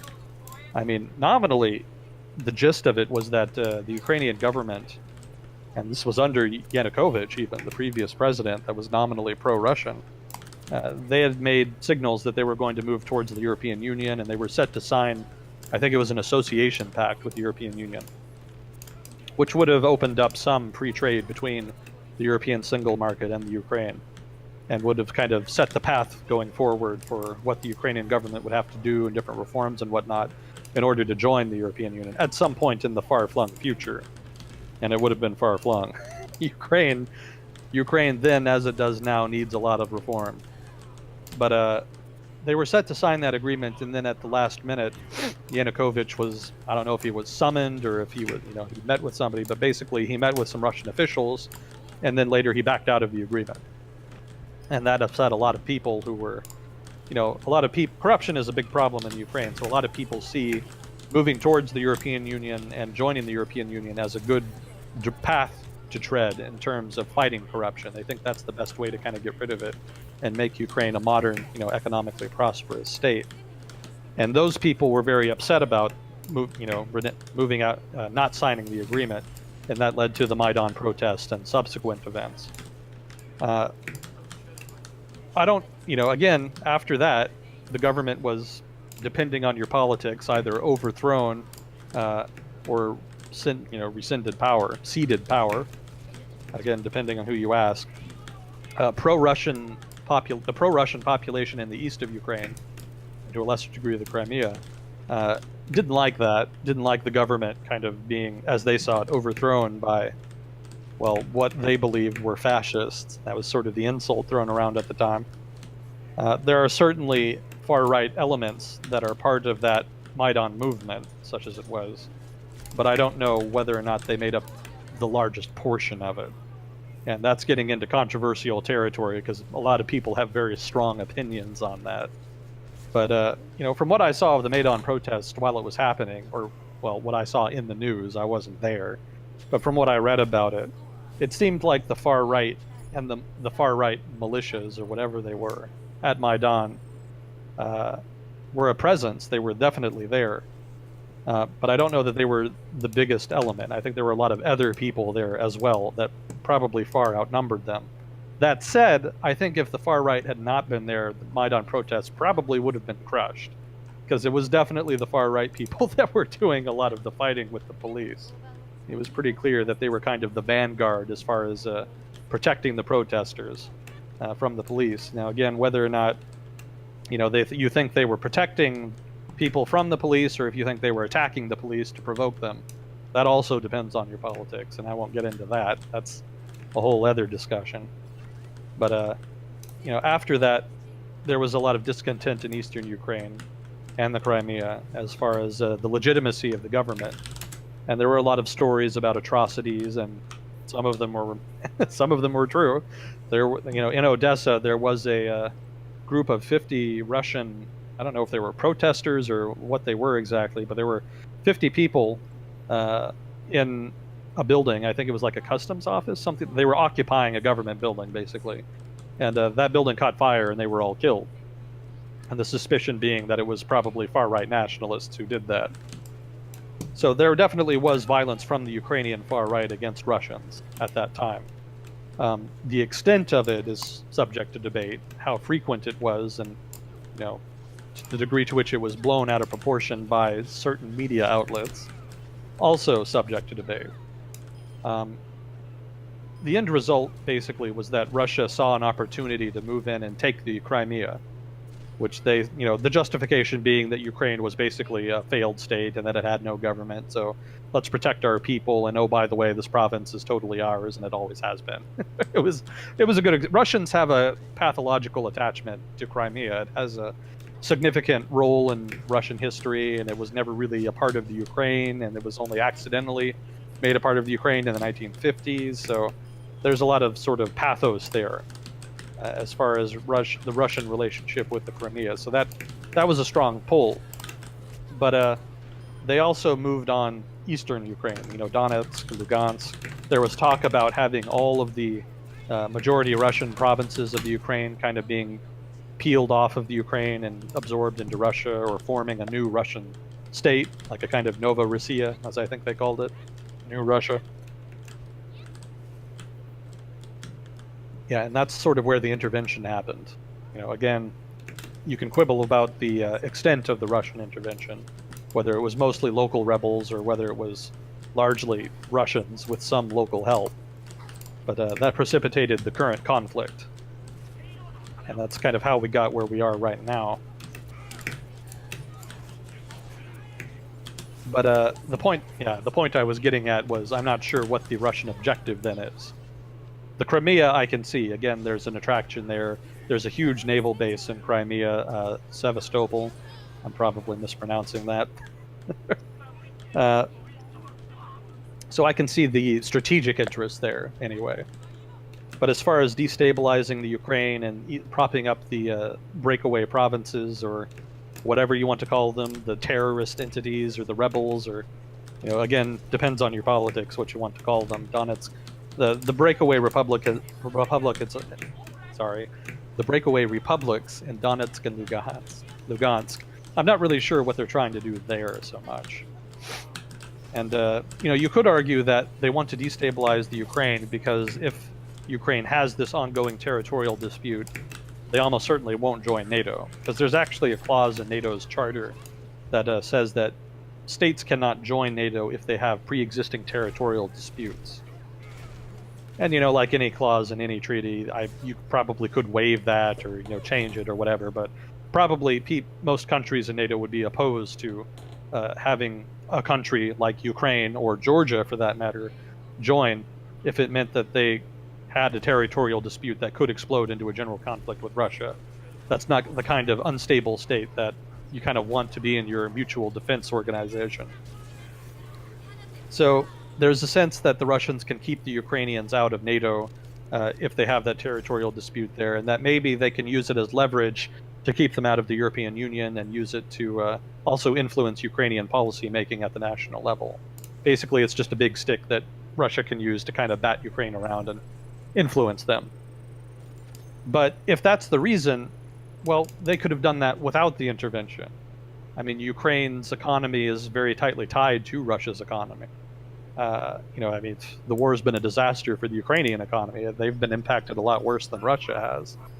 And, it seems inevitable that the Ukrainian government would have ended up probably not joining the European Union in the next 20 years, just because of all the different conditions that would have had to have been met.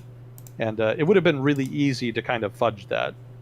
You could say you're working towards the European Union's goals, but then kind of half-ass it, and then you're effectively just kind of vetoing it. You're saying you want to join the European Union, but you're not actually doing anything to do it. And so then you're kind of getting some of the benefits of the association agreement, which does give you some free trade, but then you're not pissing off Russia, which doesn't want Ukraine to join the European Union. So in that sense, everybody's happy, and you don't have to have this big war. You don't have to have this conflict. That seems like it would have been a much better path to go for Russia than the current path, which has resulted in the alienation of, certainly the Western Ukraine, if not good chunks of the rest of it. Probably even people in Eastern Ukraine are sick of the fighting by now, and they're not sure really what the point was. If you're pro-Russian rebel, rather, in Eastern Ukraine, and you live in Donetsk or Lugansk, one of the attractions of the rebellion was that you could leave the Ukraine, which, a lot of people have a low opinion of in Ukraine, specifically Russians. A lot of the appeal of rebelling was that you could leave and then join Russia. And Russia probably could have gotten away with it. They could have done that pretty easily, probably. I don't know that anybody would have stopped them annexing Lugansk and Donetsk any more than anybody did Crimea. So then what's the deal? Why is the war dragging out for several years? Why are these republics sort of in a state of limbo? I mean, probably the reason is that Russia would rather have those provinces in Ukraine, but heavily subject to Russian influence, so that they can act as proxies for Russia. You know, when Crimea left the Ukraine, which is what effectively happened, on the one hand, the Ukraine lost a good chunk of territory, certainly some very important territory. But the upside is that the Crimea was like 90% Russian, and everybody there was very pro-Russia, or at least most of the people. Obviously, there's some Ukrainians and Tatars and whatnot, but most of the people there were very pro-Russian. And so when they left the Ukraine, all of the political power Crimea had within the Ukrainian government left with them. So all of those votes that Crimean representatives had in the Ukraine's parliament, which were mostly pro-Russian votes, those are gone now. So the Ukrainian parliament, as a result, became relatively much more nationalist and pro-Western after the Crimea left. So if Donetsk and Lugansk also leave, Russia has much, much less leverage over Ukrainian decision-making, over the Ukrainian government. So much better than to keep them in the Ukraine. But the trouble is that's a very kind of manipulative move to make. I mean, if you're an individual living in Donetsk or Lugansk, you either want to be in the Ukraine or you want to leave and join Russia. What you don't want is this weird sort of stalemate where there's constantly fighting going on a low level and there's no certainty about the future and you don't know what can happen. That's kind of the worst of both worlds. So probably a lot of people on the ground in eastern Ukraine aren't particularly happy with Russia on that count. They would have rather Russia just come in and saved them or hung them out to dry, at least make a decision. But dragging things out isn't really good for anybody.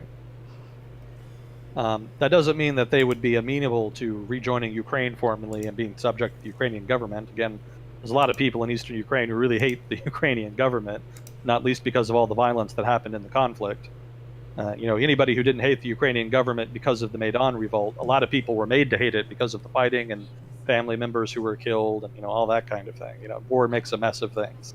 I think I said last time that war is a failure. It's a failure of diplomacy, and that's very much the case in the Ukraine.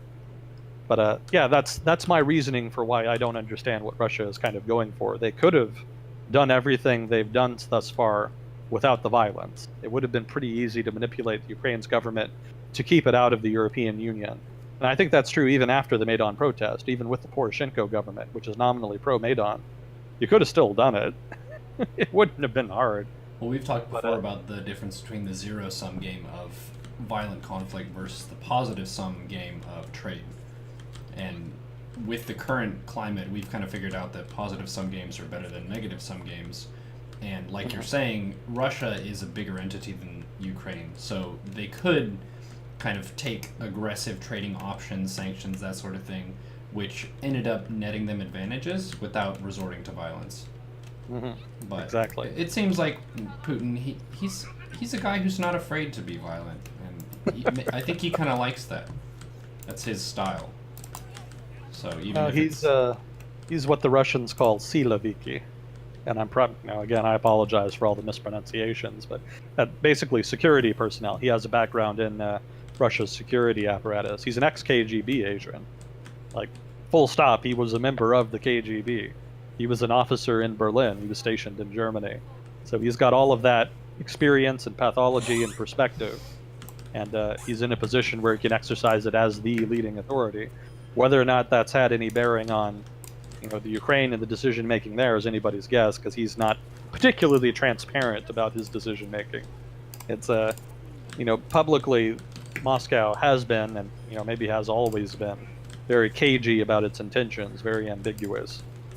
Partly that's done to mask weakness, because Russia has always had a pretty weak card to play. Even the Soviet Union was not as strong as people thought it was. So the Russians had to make up for that disparity with bluster, with diplomacy, by appearing more dangerous than they were, to try to deter threats. And to a degree, that's what's happening here. I mean, there is a Russian argument that part of the reason they're so hostile to issues like the Ukraine and the color revolutions is that there's a sense that the West is trying to contain Russia and is trying to control Russia and control its resources, and that Ukraine is kind of a manifestation of Western disrespect. The West does not respect Russia's sphere of influence and its interest in the Ukraine, and so part of what's happening is Russia asserting its interests. But I don't think that's a really great argument either, though, because you could have done all of that without the war. Maybe you wouldn't have been able to annex the Crimea, but Ukraine would have been safely within the Russian sphere, and you wouldn't have had to have done any of the intervention in eastern Ukraine. You probably wouldn't have had the sanctions. It just wouldn't have been nearly as much of an issue.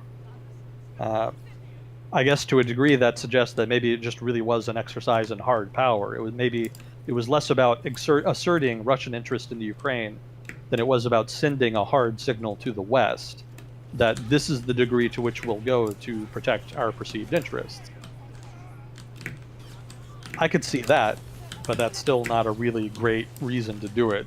It's if you're having to, destabilize whole regions and start wars just to send a signal, it's probably not a signal worth sending. It's probably not going to end well over the long term. It's just it's needlessly risky. There are better ways to do it. But whatever the reasoning, it's certainly there. It's certainly turned into a significant issue for the region. Europe is more dangerous now than it's been since the Cold War ended, and it's anybody's guess how that ends, where that's going to end up. I would imagine there will be some kind of understanding reached at some point that will probably look a lot like what it would have looked like if none of this horse shit had happened, which is that Ukraine remains neither in the European Union, but neither fully wedded to Russia. One of the things that aggravated the Russians was, they wanted the Ukraine to join the Eurasian Economic Union, which was this sort of customs union that they had created and wanted to incorporate the Ukraine into. Again, like I said, the Ukrainian economy is integrated with the Russian economy. Like, they're pretty tightly intertwined. There's a lot of factories and manufacturing networks that are that cross that border very frequently, and so having them separate has been very disruptive to the Russian economy. But having Ukraine in a customs union was attractive specifically for that reason. And the prospect of having Ukraine join not that union, but rather the European Union, and being incorporated into that economic sphere, was seen as kind of hostile to Russian interests. Like, Russia. One of the things I've heard is that Russians argue is that it's an effort to restrain Russia's development. But Ukraine isn't. Having Ukraine in the Eurasian Economic Union is not going to really significantly impact Russia's economy in a negative way. At least, the principal break on Russia's economy is the lack of competitiveness, the lack of rule of law. I mean, there's a lot of issues in Russia's economy that are just innate to Russia, that are endogenous to Russia's institutions. Having a customs union with Ukraine would be helpful, but it's not going to stop the general decline. It's not going to, it doesn't stop Russia's economy from not being, it doesn't stop Russia's economy from being overly dependent on a few resources, a few natural resources specifically. It doesn't stop the corruption. It doesn't stop the state predating on productive classes. It doesn't stop entrepreneurs from being exploited and being extorted by government or other groups. I mean, the whole environment there is very difficult to operate in if you're a businessman and if you don't have connections. And that's a much bigger problem for Russia's economy and Russian development than anything happening in the Ukraine. If the West really wanted to destroy Russia, all it has to do is not do anything, because Russia historically has been a much bigger threat to itself than it has been to anybody else. So I don't think there's much need for the West, if it did want to undermine Russia, to stop Ukraine joining the Eurasian Economic Union. They could have easily let that go, and it probably would not have had a substantive impact on Russia's course going forward. So the whole thing seems like a mess, but it'll probably end up with Ukraine just in neither camp. It'll just be in the middle, uncomfortably in the middle, more so than it would have been otherwise. But I don't think Russia will get the Ukraine in the Eurasian Economic Union. It was possible before, but I think that's completely off the block now, because again, they've just alienated huge chunks of the population, specifically Western Ukraine. Maybe over the long run, they become more amenable to it, because again, the Ukrainian economy is tightly linked, so there is a good incentive there. But it may be that it's just not politically feasible, given the war and all of the casualties that have been incurred on both sides. But European Union membership is probably a long, long way, if ever, and definitely not NATO membership. I don't think NATO membership was ever even really an issue. Because there's big chunks of the population in Ukraine, even people who are not explicitly Russian and pro-Russian, that are not in support of Ukraine joining NATO. A lot of people in the old Soviet Union are a little bit suspicious of NATO. There's kind of some vestigial animosity there left over from the Cold War. It's kind of seen as an explicitly anti-Russian organization. A lot of people there don't really understand why NATO is still around after the Cold War ended, and they assume that it must be meant to contain Russia. Not really the case. I mean, bureaucracies have a way of just lingering. I mean, actually just writing, undoing all of NATO and just getting rid of it. Oh, we don't need it anymore. That was never going to happen. I mean, it's a useful organization in terms of coordinating defense spending, coordinating diplomacy. It's just a very useful diplomatic tool to have, and I don't think it was ever going to be, wrapped up. I don't think anybody was going to get rid of it just because the Cold War ended. It did suffer from a problem of lack of focus. I mean, nobody really knew what to do with it. Nobody wanted to get rid of it, but nobody knew what to do with it. So NATO was kind of just roaming aimlessly from one job to the other, from the end of the Cold War up until the Ukrainian issue kind of gave it new life. I mean, sometimes it was a peacekeeping organization, sometimes it was an anti-terrorist organization, and sometimes it was just nothing at all because a lot of countries didn't want to, spend the money to project power outside of Europe. So it's just varied significantly in terms of purpose. But I don't think since the Cold War ended, it's ever been an explicitly anti-Russian organization up until recently, when there's been all this new paranoia introduced because of the Ukrainian issue, especially in Eastern Europe. Places like Poland and the Baltics are very sensitive about, bold, aggressive Russian moves in the region.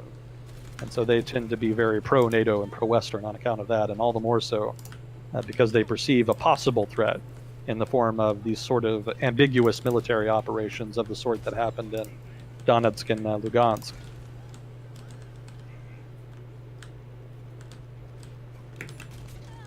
But I guess I'm getting outside the ambit of the original question. The original question was just thoughts on Russia making moves on the Ukraine and whether or not it's happening at all. It's definitely happening. But as far as my thoughts on it, I don't know, it's ambiguous.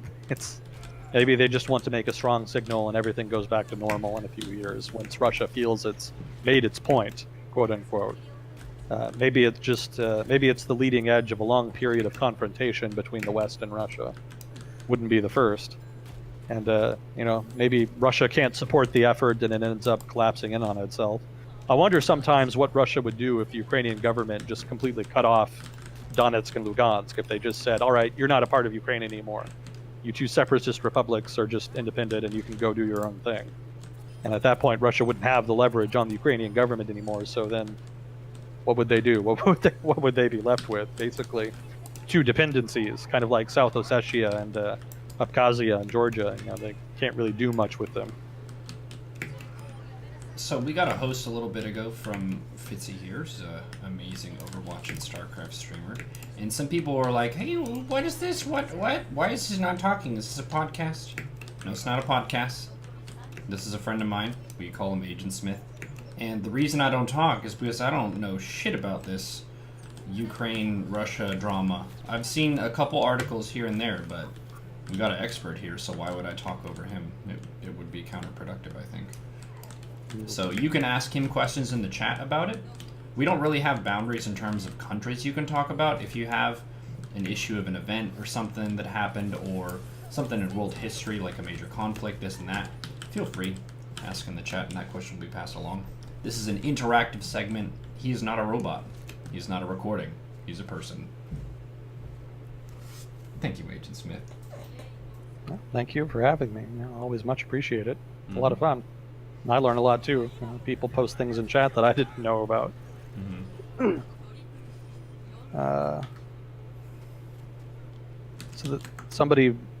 There was apparently a comment. My understanding on Crimea was that it was a gift to Ukraine.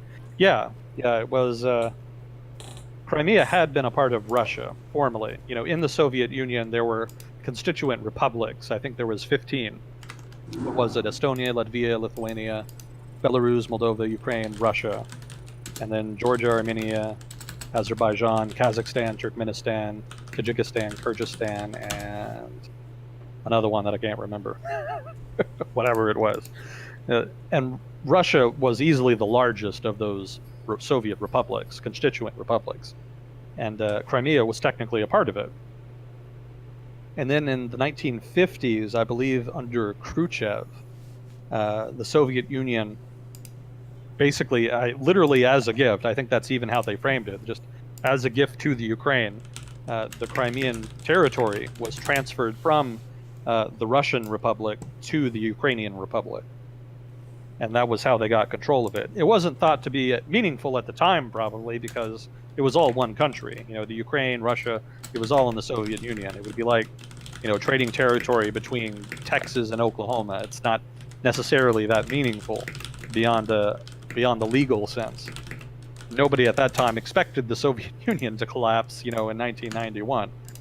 So that ended up being kind of an accident of history, which is one of the reasons given by Russians and by the Russian government, certainly, why they should have it back. You know, it was never supposed to be separated from Russia. It was just pure happenstance that it happened to be in a country that got independence from Russia later in 91. It should have been rightfully handed back to them. I think there was almost an independence.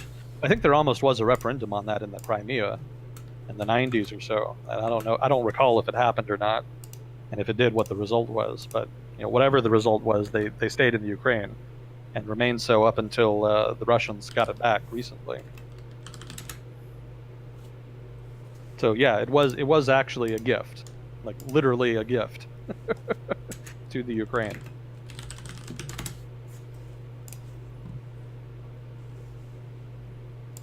Let's see, what are your thoughts about the modern security state and the powers afforded to the president over the course of the Cold War, and how this rivals what is outlined by the Constitution? Well, that's a deep question. Okay, all right, let me try to break it down. Thoughts on the modern security state and the powers afforded to the president over the course of the Cold War. Okay. So I won't get into thoughts about the modern security state, because that's a whole conversation in and of itself, but specifically with regard to powers afforded to the president over the course of the Cold War and how well, to give you an idea of what that looked like, traditionally in American history, the president hasn't been very powerful. He was kind of relatively weak. It was only over the course of 2 world wars that the presidency became a very, very powerful institution in its own right. That's sort of the legacy of that period, the need for organization and lots of decision making at a top level. So the result of that in the Cold War was the even more discretionary power. Well, the impact of the Cold War, rather, on this process was even more discretionary power for the presidency, because you have to make decisions within minutes. I mean, if the Soviets launch a bevy of intercontinental ballistic missiles at the United States, you've got maybe 20 minutes to respond, you know, to decide, okay, this is happening, we've got it confirmed, and then upon confirmation, deciding on a course of action, a response, and then carrying that out. That's maybe 20 minutes. Maybe even less, depending on the point of the Cold War you're talking about. You know, early warning technology was not nearly as good early in the Cold War as it was later. So the need for quick decision-making was necessary, it was required. And so as a result, the executive branch accrued a lot of discretionary power in terms of how to respond to aggression, how to respond to certain foreign policy events, like, for example, should the United States support certain states struggling with internal instability that most likely stems from, you know, communist activity of one sort or another, or at least perceived communist activity. The need for the United States to lend some kind of support to those countries, and to do it on possibly a short notice or to some extent without clear cut and specific authorization from Congress, that was seen as kind of being, you know, obvious. It was seen as obviously necessary, because contingencies can change very quickly. You know, if Congress passes legislation that says, okay, you can send X amount of advisors to Vietnam, and they're only allowed to do XYZ activities while they're there, and you can only have them there for a set period of time, and under certain contingencies, you'll be required to do this, that, or the other, what have you. Very restrictive criteria like that are not very feasible because, for one, well, principally, everybody can see what those conditions are. Everybody sees what the requirements are. And it's easier then for your opponent, whomever that opponent may be, you know, in Vietnam's case, the Viet Cong and the Eastern Bloc, led by the Soviet Union, and People's Republic of China also chiming in. They can see what those restrictions are and change their strategy accordingly. And it may be that they change their strategy in Vietnam such that, again, Vietnam, hypothetical example here, don't take it too literally. But hypothetically, if they change their strategy in a way that that invalidates your strategy and makes it obsolete, basically in a way that requires you to change your strategy in response, it may be too cumbersome to require Congress to step in and introduce new legislation changing the specific conditions such that you can make that change. It's much easier if you just say, okay, here's some legislation and it allows you to do stuff in Vietnam as you see necessary as president to achieve certain objectives, specifically preventing the fall of the South Vietnamese government. Now, that's a big cession of authority. That, you know, a government can get away with a lot with that kind of discretionary power, and did in the actual event, in the actual Vietnam War. But you know, again, it was just seen as necessary given just the nature of the game theory. You know, given the pace of change, the ease with which things change, the pace of change in the environment in question in Vietnam and other places, necessitated a equally fast and agile decision-making process on the part of the United States. So you can it kind of depends on your politics whether you agree with that, because some people really don't trust the government with that level of discretionary power, if not in general, then in regard to an issue like Vietnam or a national security issue. You know, that's quite understandable. You know, people make of it what you will, you know. But at the time, that was the logic and reasoning behind why that discretionary power was given. So, thoughts on the... let me get to the crux of it. Opinion of the... where was it? Oh, over the course of the Cold... Okay, so how does that rival what is outlined by the Constitution? The Constitution gives very... You know, it outlines very specifically what the roles of the different branches of government are. So, hypothetically, if Congress wants to give that kind of authority to the executive branch, they can. That is constitutional. It's when that power, it's when powers reach a degree that it's when the president starts doing things with that power that are unconstitutional that you end up with the problems. And so, you know, you'd have to talk to a constitutional scholar to get a better answer than that. I don't know specifically what presidencies have done over the course of the Cold War that could be considered abuses of congressional, to be abuses of gifted congressional authority, or congressional authority gifted to the presidency. I would need to read up more to elaborate on that and give you specific examples. So I can't do that. But in general, in principle, it is legal. The whole process and the idea of giving that level of discretionary power is legal. You can do that. The issue is more in how the power is used than in the power itself. This does have some precedent in ancient Rome, you know, in so much as anybody thinks that's kind of relevant. But the Roman Republic, we discussed this a little bit last week, the Roman Republic did serve as a model for the design of the government in the United States. Obviously, the designers of the U.S. government wanted to improve on the Roman Republic. There were some institutional flaws that did not end well for the Roman Republic. But one of the ideas in Rome was that if there was a crisis and you needed somebody to kind of take charge and deal with it, Congress could basically declare somebody dictator, and that guy would have supreme power and could deal with the crisis. And it was considered a very prestigious position to have, because you would only give it to somebody who was very respected, somebody who was a very respected citizen. And it was considered the duty of the citizen assigned to that role to not abuse the power he was given, to deal with the crisis quickly and efficiently, and then to cede the power back when the crisis was dealt with. That was a political norm in ancient Rome, and it was actually respected for much of the the Roman Republic's history. That system of norms broke down later, and that's one of the reasons the Roman Republic became the Roman Empire, and it was one of the flaws that the designers of the U.S. government wanted to deal with. But in principle, that's a norm that has some precedence in democratic government, and it's kind of what happened. What happened in the Cold War was kind of similar. There was a sense that there was a larger crisis, and that the executive branch needed more authority to deal with it, and so that was given on the understanding that it would not be abused, and that it would be kind of ceded back when the crisis was over. You can argue about whether or not the power was ever given back substantively, or that's a whole other discussion. What U.S. policy and governance and politics should have looked like after the Cold War, as opposed to what it has evolved into. But I'll leave that there. That's another discussion. But yeah, those are some general thoughts on sort of the intersection of the modern security state and powers accrued over the course of the Cold War, and how it sort of contrasts with the Constitution. Those are some vague thoughts. I'm sure Dan Carlin probably would have a lot more to say about it, because I'm sure he knows a hell of a lot more about it than I do. Again, I'm no expert. I just speak from what I read, and because I enjoy it, I like to talk about it. But yeah, I can't give you too much more detail than that.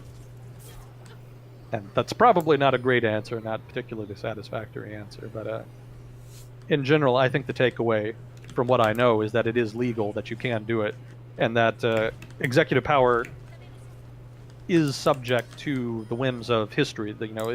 It waxes and wanes with the needs of the times, and that this is within the ambit of the Constitution to allow that.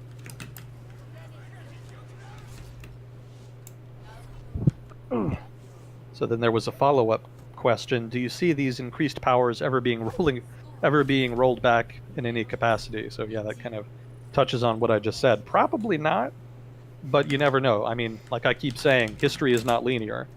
There's no reason that things will just continue on trend forever. In fact, it would be weird if they did. The most likely outcome of any trend is that it stops trending in the same direction at the same rate. So I don't think that government power will continue to accrue to the executive branch ad infinitum, just forever, more and more. Eventually something will happen that curbs it to some degree, that arrests it. But what that event would be and how it would play out and whether or not it would be permanent or would be temporary, I don't know. You need a crystal ball for that. But in the near term, in the short term to medium term, probably not, because there's going to be resistance to taking power away from the executive branch in the middle of an epochal shift. And we've talked about this before too. There are significant changes, structural changes in the way that economies work, just the basic ways that goods are produced and distributed.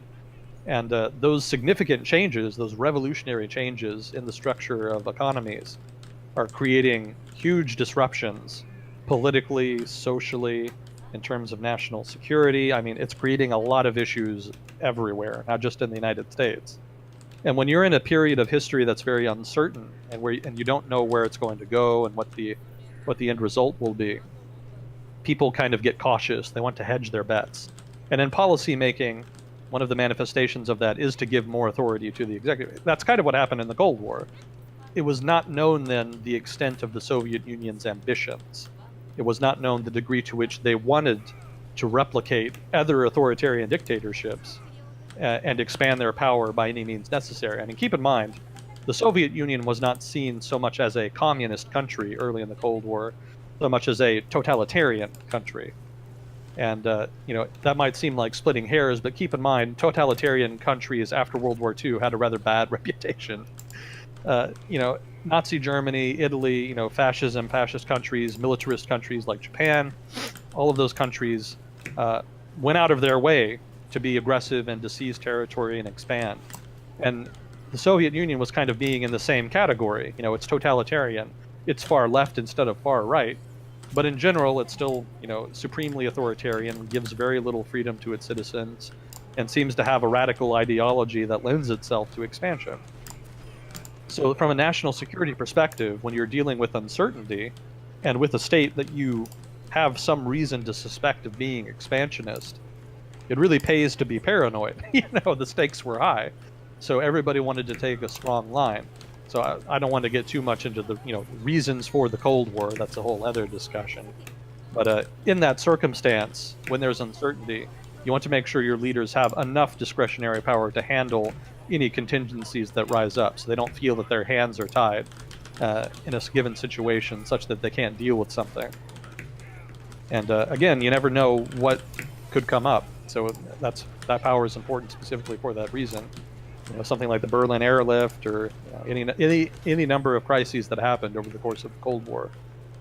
Having more discretionary power in the hands of the president helped with that, because it means there was less need to get involved in legal haggling. You don't have to get into all these discussions about is this legal, is it not, what have you.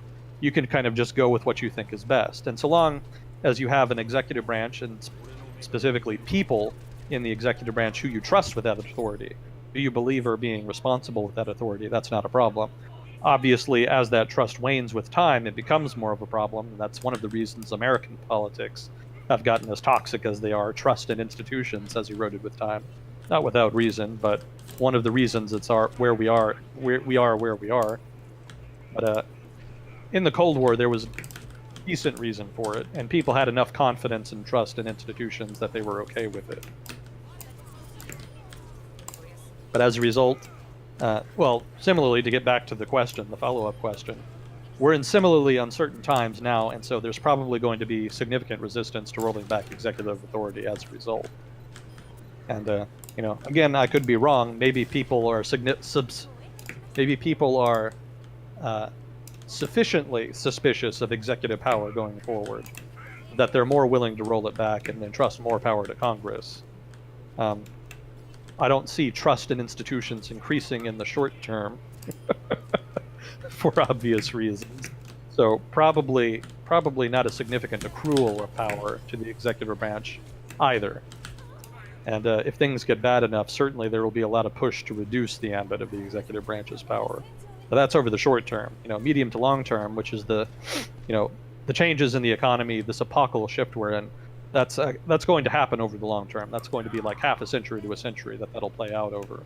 So how the executive branch evolves over that time frame will depend on how people respond to those overarching changes in global political culture, global security, global economics, the global economy, how that evolves. All of that is going to determine whether the executive branch continues to accrue power ad infinitum or not. Either just keep how it is or maybe reduce power. And like we said last week, it's just impossible to predict over the medium to long term. There are so many variables in play. So those are some thoughts. Some thoughts is an ambiguous question to ask. It gives me room to be creative and come up with things. But yeah, I don't always have a specific direction to go in. So those are just some thoughts. No, if you say words, you're good. Yeah, words. Words are easy to say. I don't have the best words. That's monopolized by another individual, but I like to think they're pretty decent. So let's see. It seems like China and Russia are now operated as capitalist economies. Debatable. To what extent is this an admission of the failure of communism as an ideology? To what extent is it an admission of... Well, I think the admission of the failure of communism came with the Soviet Union collapsing. That was the ultimate admission of failure. That was... if they'd really wanted to keep it up, they would have. And there were, a number of people in the Soviet Union who did want to try to keep it together and made the effort. There was famously the coup against Mikhail Gorbachev, and the Soviets were temporarily ruled by that junta responsible for the coup. Very interesting period of time, that era of history in 1991. Kind of gets undersold in the history books, I think. I imagine that'll be rectified in future. But yeah, the collapse of the Soviet Union was the more explicit admission of failure. I don't think communism has any currency in Russia currently, specifically as a result of that event, as well as the general decline in living standards in the Soviet Union. There are people who are nostalgic for it in Russia. But, as Vladimir Putin himself has said, anybody who doesn't miss the Soviet Union has no heart. anybody who wants it back has no brain. That's Which that's a organ is direct more quote. vital? Yeah. So there is a sense that there are some things that people miss from the Soviet Union, like the stability, relatively more security, better policing, somewhat better institutions. Kind of debatable, but some people make that argument. There are some things people miss, but things were bad enough that most people in Russia don't want it back. There are elements they might like to emulate or borrow, but they're not going back to it. Nobody, I think, really thinks communism was a great idea. The perception amongst Russians, as I understand it, is that communism was more or less a disaster for Russia, and that they would have been better off without it.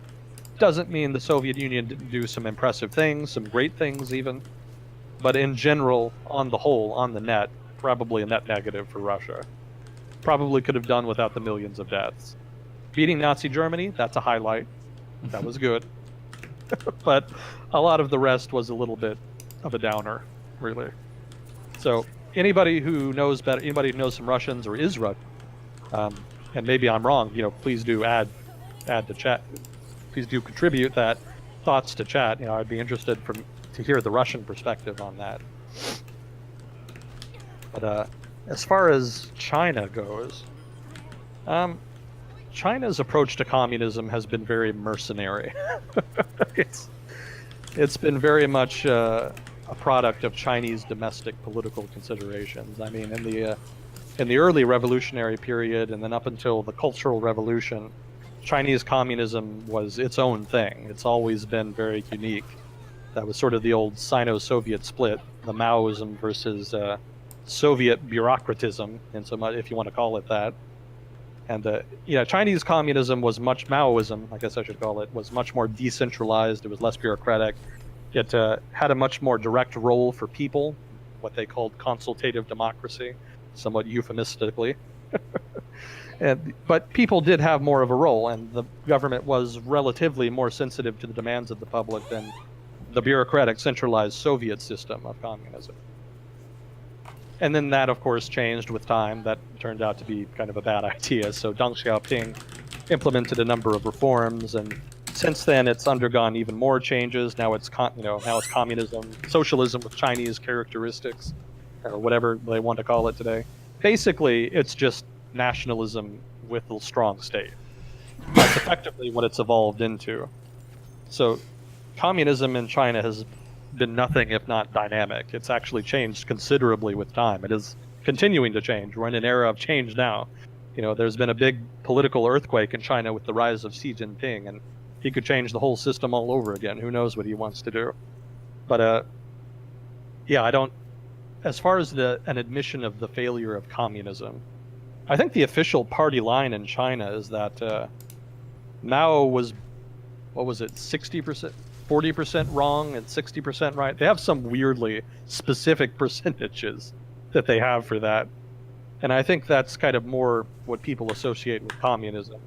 In general, communism isn't so much an ideology in China. It's more nationalism. Communism is associated with nationalism, with pride of country, because it is the party, it is sort of the leaders of the country. And I think that aspect of the Communist Party of China is more important to the people of China than the ideology. Like, I don't think there's very many hardcore Marxists left in China. I think the government has been trying to kind of address that. I think they are trying to move back a little bit to the Marxism, but I don't think it's going to work. It's just old-style Marxism is not very attractive. It's not even particularly good political economy because it was designed for, Marxism emerged from the 19th century industrial societies of Europe, and it very much reflects that specific set of socioeconomic circumstances. 100 years later, the socioeconomic landscape is just wildly different. It's very different, and Marxism does not really quite apply in the same way. There are some ideas of Marxism that are legit. Marx was a political economist, not an ideologue, and he had some legitimately good observations and ideas. But as far as Marxism as dogma, Marxism as ideology, it's not really relevant to the modern world, and it doesn't really fit very well. So I don't think the party really serves its interests very well by trying to push people into that, by having Marxism be a kind of national identity, a sort of national spirituality that serves as a unifying agent that also has the nice side effect of legitimizing the Communist Party's rule. It's just not really viable. It's kind of old and stodgy, and I don't think people in China really see it as really a viable, legitimate ideology anymore. Nationalism is the better way to go, because that's universal. Nationalism is easy. Everybody's proud of their country. Everybody wants their country to succeed.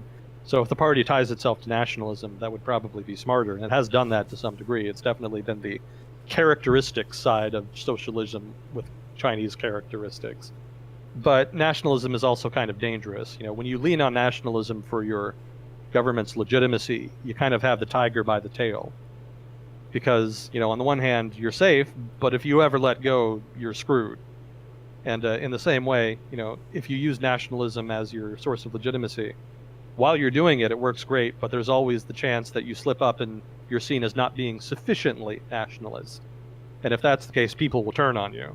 They'll see you as being betraying. They'll see you as being a traitor to the interest of the nation, not being a sufficiently competent leader, that they should get someone else in to try to lead in order to propagate the national interest.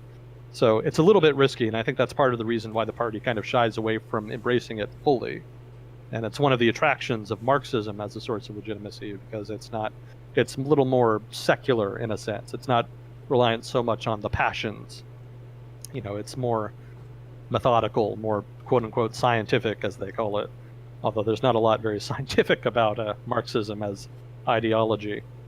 It's, well, that's a whole other discussion we could get into. The point is that, the party does not never really embraced communism fully. It embraced the parts of communism it liked and then modified them accordingly. And it's done that from the start, from the get-go, from 49 when the Communist Party seized power, all the way up till now. So I don't think anybody has ever explicitly admitted the failure of communism in China. And in so much as communism is identified with the national identity, I don't think anybody would, or probably will anytime soon. But as far as admitting the failure of communism as an economic system, that's different, and you might get some more candid answers if you framed the question like that.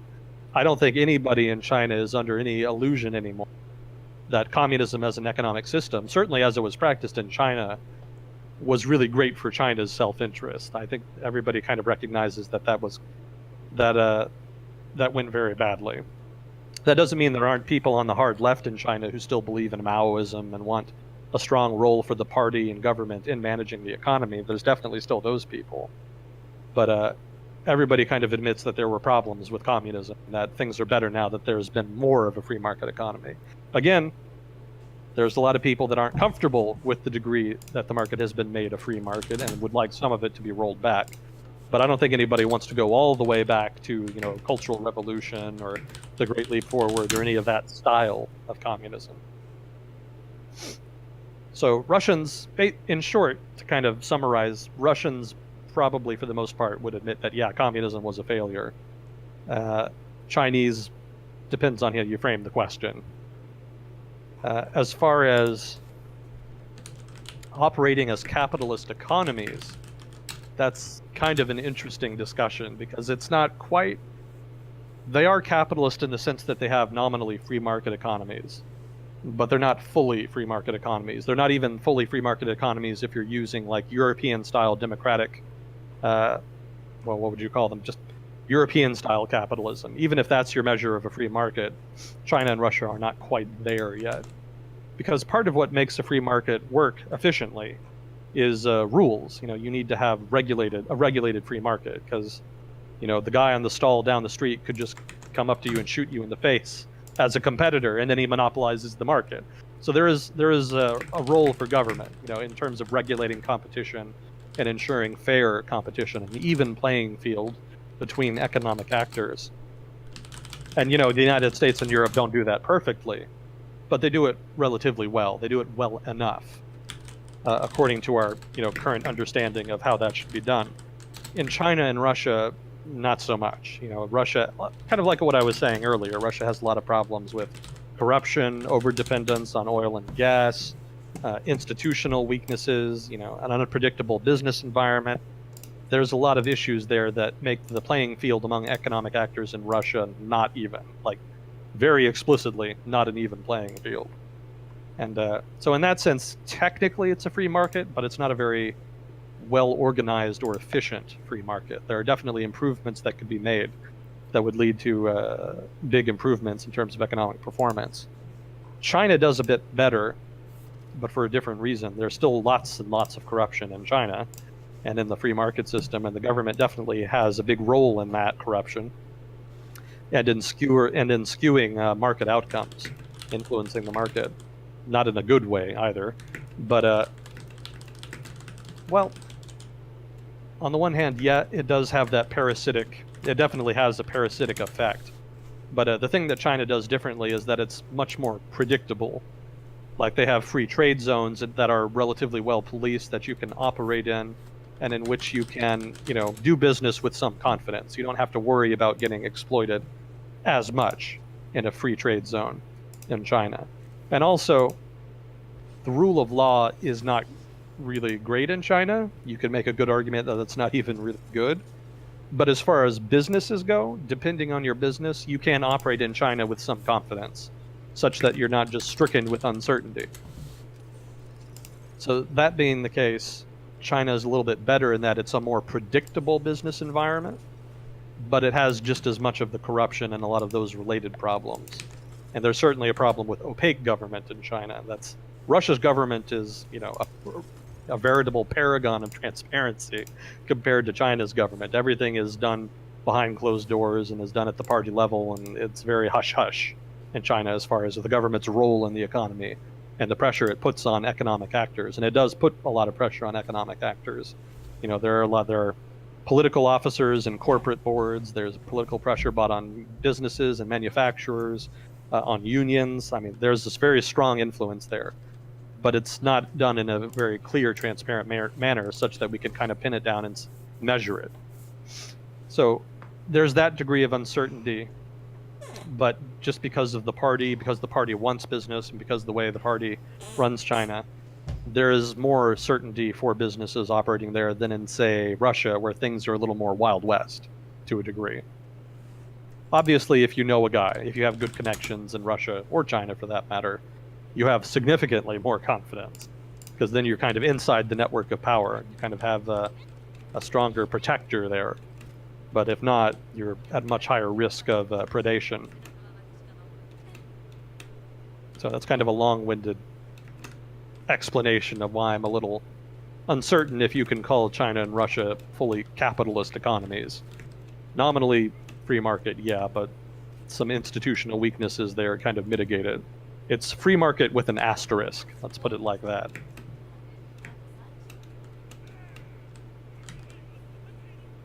So let's see. Do you think Catalonia has any real chance of succeeding from Spain? No. That's a short answer for you. No, I don't. And we've talked about it before. And I'm sure I gave a better answer than what I can give now. But just to kind of be succinct. Given the degree of political organization among the separatists, and which is not good, given the lack of political organization among separatists, and given the lack of widespread public support, I know they have something like half the population supporting them, but that's not really enough. You need a lot more than that if you really want to lead a successful successionist movement. But in lieu of in the lack of political organization, the lack of political support, and the consolidarity and strength of the Spanish state in Madrid, all of those are big factors that I don't think they can overcome. It doesn't seem, given the track that they're on now, and given the degree of political acumen that has been exhibited by separatist leaders, given all of those factors, my just net conclusion is that no, I don't think they'll separate. I don't think they have a good enough plan, basically. They would need to address all of those factors in order to even have a chance, and even then it would be dicey.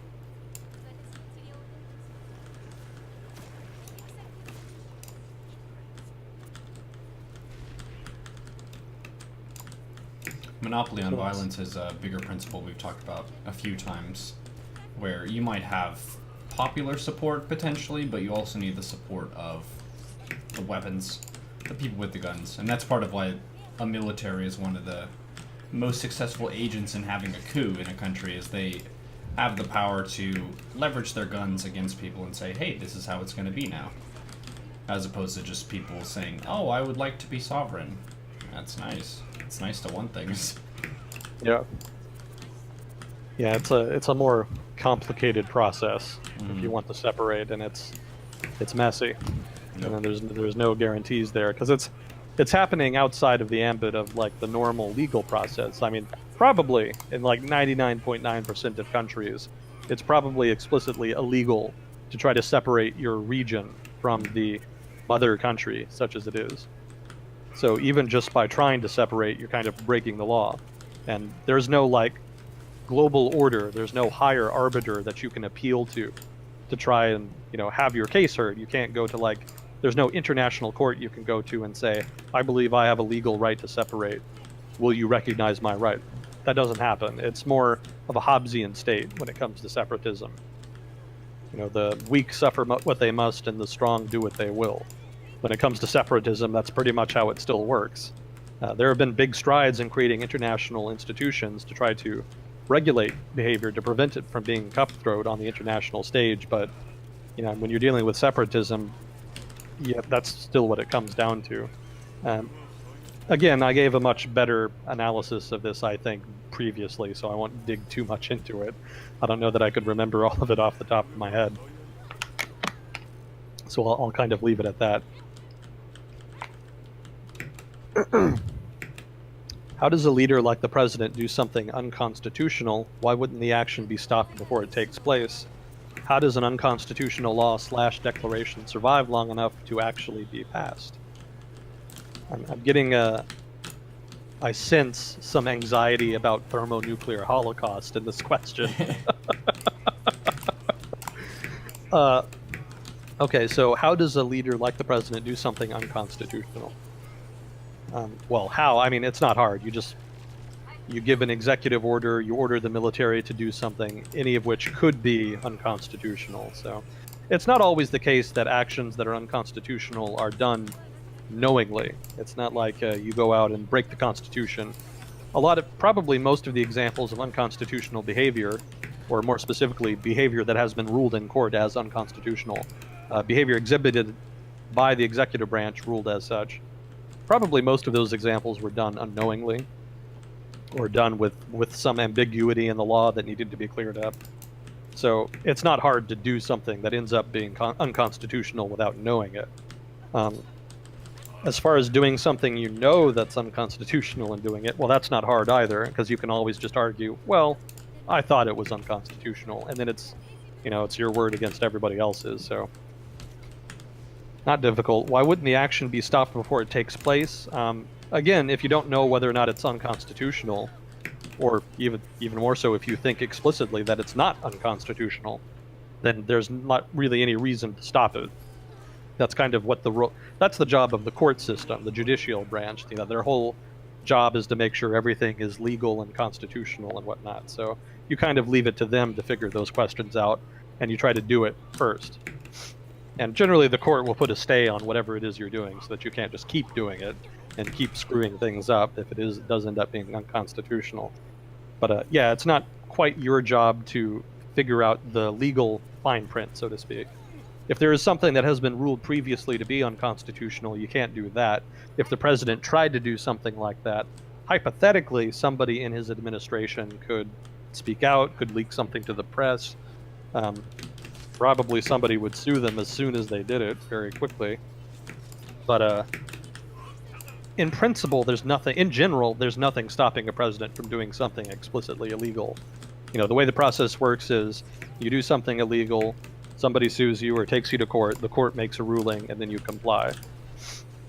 That's how it works. So hypothetically, there's not really anything stopping you from planning and doing something illegal beforehand as president.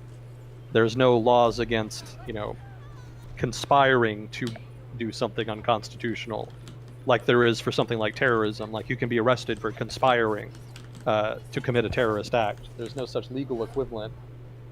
as I understand it, for unconstitutional action. Again, I'm not a constitutional scholar, so I'm probably not the best person to ask. This is just from my own limited understanding, but I think that is the case, that there's not really a net there to stop something illegal from happening. So then how does an unconstitutional law declaration survive long enough to actually be passed? So, well, an unconstitutional law, again, it's not hard. You just pass it, and then later on, you get the lawsuit and the court case, and then it gets declared unconstitutional. So there's no intermediary stage when the court can kind of step in and say, well, we think you're about to pass something unconstitutional, so we're going to stop you.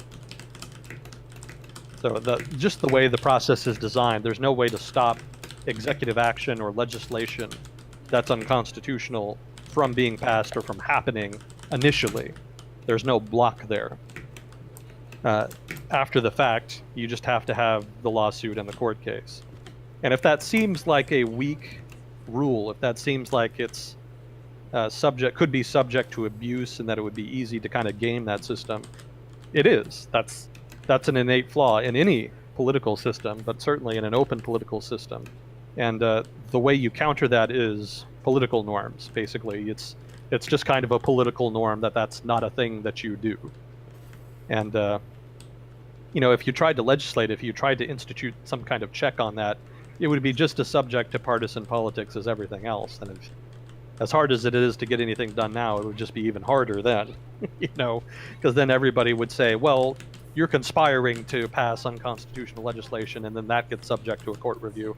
And then, only then can you pass it, and then maybe then it's subject to another court review when they get sued for that. Because there's going to be a difference between conspiring to pass legislation and the legislation itself. Conspiring to pass unconstitutional legislation and then passing unconstitutional legislation. So that would probably lead to separate court cases at different stages. Again, not a legal scholar, probably wrong even, I don't know. But it would just muddy the waters. Basically, if it's understood that you don't do that, it doesn't happen. And there's just a lot of weaknesses innate to democratic political systems that are like that. Like, there's no reason that the president has to honor a court case. Like, if the president does something illegal, like, say, order all of the Native Americans in Southeast U.S. to leave and be relocated somewhere, if the court were to, hypothetically, rule that he could not do that, he could just ignore the court. And if that example sounds familiar, it's because that actually happened. That was the famous Trail of Tears. The Native American, I can't remember what tribe it was. It was like I'm not even going to try, but whatever tribes of Indians were in southeastern United States at the time, they actually sued the government when the government declared that they were going to have them forcibly relocated, basically to what would become Oklahoma. And they actually won that case. The Supreme Court actually ruled the federal government cannot do this. And the president at the time, a certain Andrew Jackson, famously said, the court has made its ruling, now let them enforce it. And then he relocated all of the Native Americans. And the court, of course, has no means to enforce its decision, right? The monopoly on violence is in the hands of the executive branch. It's the responsibility of the executive branch to enforce the rulings of the court and to enforce the legislation passed by Congress. But if a president were to decide not to, well, the Congress and the judicial branch don't have a military. They can't just go and arrest him. They just kind of have to be upset, basically. I mean, and the only reason that doesn't happen is because it's a political norm.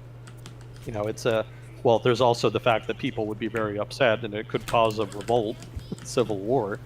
But beyond that, legally speaking, the only reason it doesn't happen is because it's a political norm that you don't do that.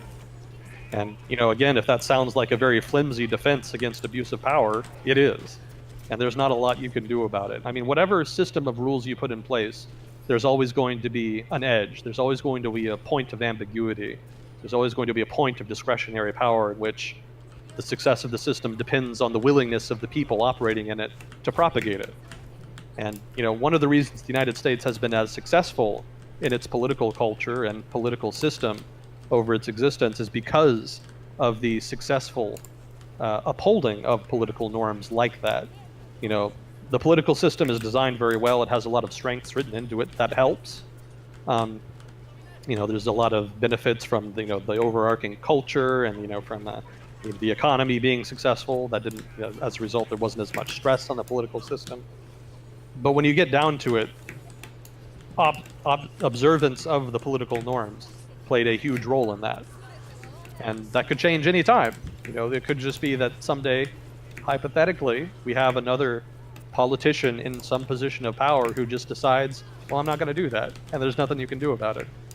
And the really scary thing then is that it could just be a precedent. I mean, if he can do it, why can't somebody else do it? If somebody thinks one thing is important enough to ignore that political norm for, what's to stop anybody from ignoring that political norm for any reason? They could always just say they think it's important enough. Well, I don't think that reason is important enough to abridge political norms, but I think my reasons are important. And so then you get a sort of escalating game, right, where people just ignore more and more of the political norms until the system becomes dysfunctional. It doesn't matter how successful or well-designed your political system is. Ultimately, the bottom line as far as whether it's successful and stable is, how much do people want it to be stable? If people don't care whether it's stable or not, if people don't care to uphold those norms, then it's just going to collapse. It's just not going to work, and there's nothing you can do about it. So political culture is just as important as institutional design when it comes to the stability of political systems. And what makes a good political culture depends in part, partly it's the culture of the people, the people in whatever country it is. Partly it's legal precedent. I mean, history, historical development. Again, there's a lot of factors that go into that, but it is an important factor. So we talked about this in regards to the U.S. intervention in Iraq, which is you can overthrow the government that's in place, but you can't really change the norms all of a sudden. That's a slower moving process. It's harder to change norms and get people to do things differently. Yeah, I would norms. think that would want to be one of our, if we make a sort of survival guide, I think that would be fun. Survival guide to these sessions. We can cover a lot of the concepts like cryptocurrency, to get that out of the way, classical liberalism, and then talking about political norms and cultural norms, just so people have some basic anchors, kind of like a glossary for these sessions. Yeah, political norms are important, and generally they're pretty solid. They don't change readily, but that's, again, subject to whims of individuals. So long as the culture writ large has faith in them and believes they're important and does practice them, everything's gravy. But when things start breaking down a bit, when trust starts to fail, and there's more of a cutthroat political culture, then things get harder. It gets harder to maintain those because they kind of get caught up in the game theory. But anyway, that's kind of getting outside the ambit of the question. Well, basically we've answered it. That is the gist of it. It's quite possible for unconstitutional laws or executive actions to be carried out. There's not really any block to the initial act. It's later on that you get the rectification, if any.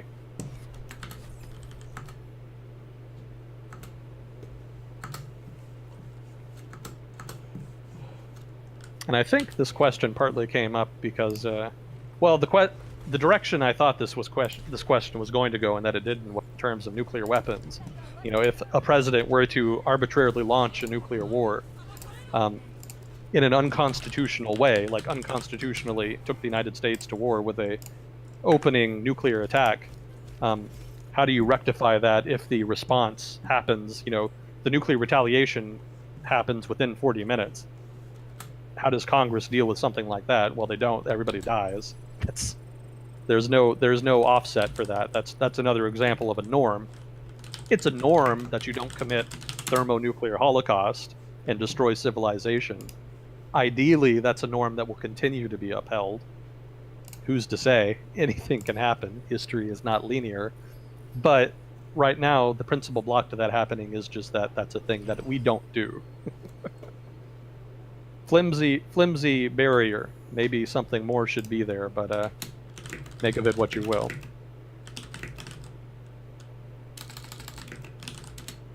So let's see, the thing that was, the judicial branch failing. So there was it's not hard for the judicial branch to fail. It's just if somebody ignores a court ruling, and if the executive branch ignores a court ruling, then whether or not they can be brought back into line depends entirely not only on Congress, well, the legislative branch, whatever country this might be in, but it also depends on the public. Like, if the executive branch has enough public support to ignore a court ruling, it can do that. It could get away with it. And probably the legislature would not feel confident enough to move against them. So that's another example of a political norm. In general, it's a political norm in the United States that court rulings are sacrosanct. You respect those. You don't challenge them, which is one of the reasons people are a little upset about certain current sitting presidents. It's one thing to disagree with a court ruling. You can disagree with a court ruling. That's not a problem.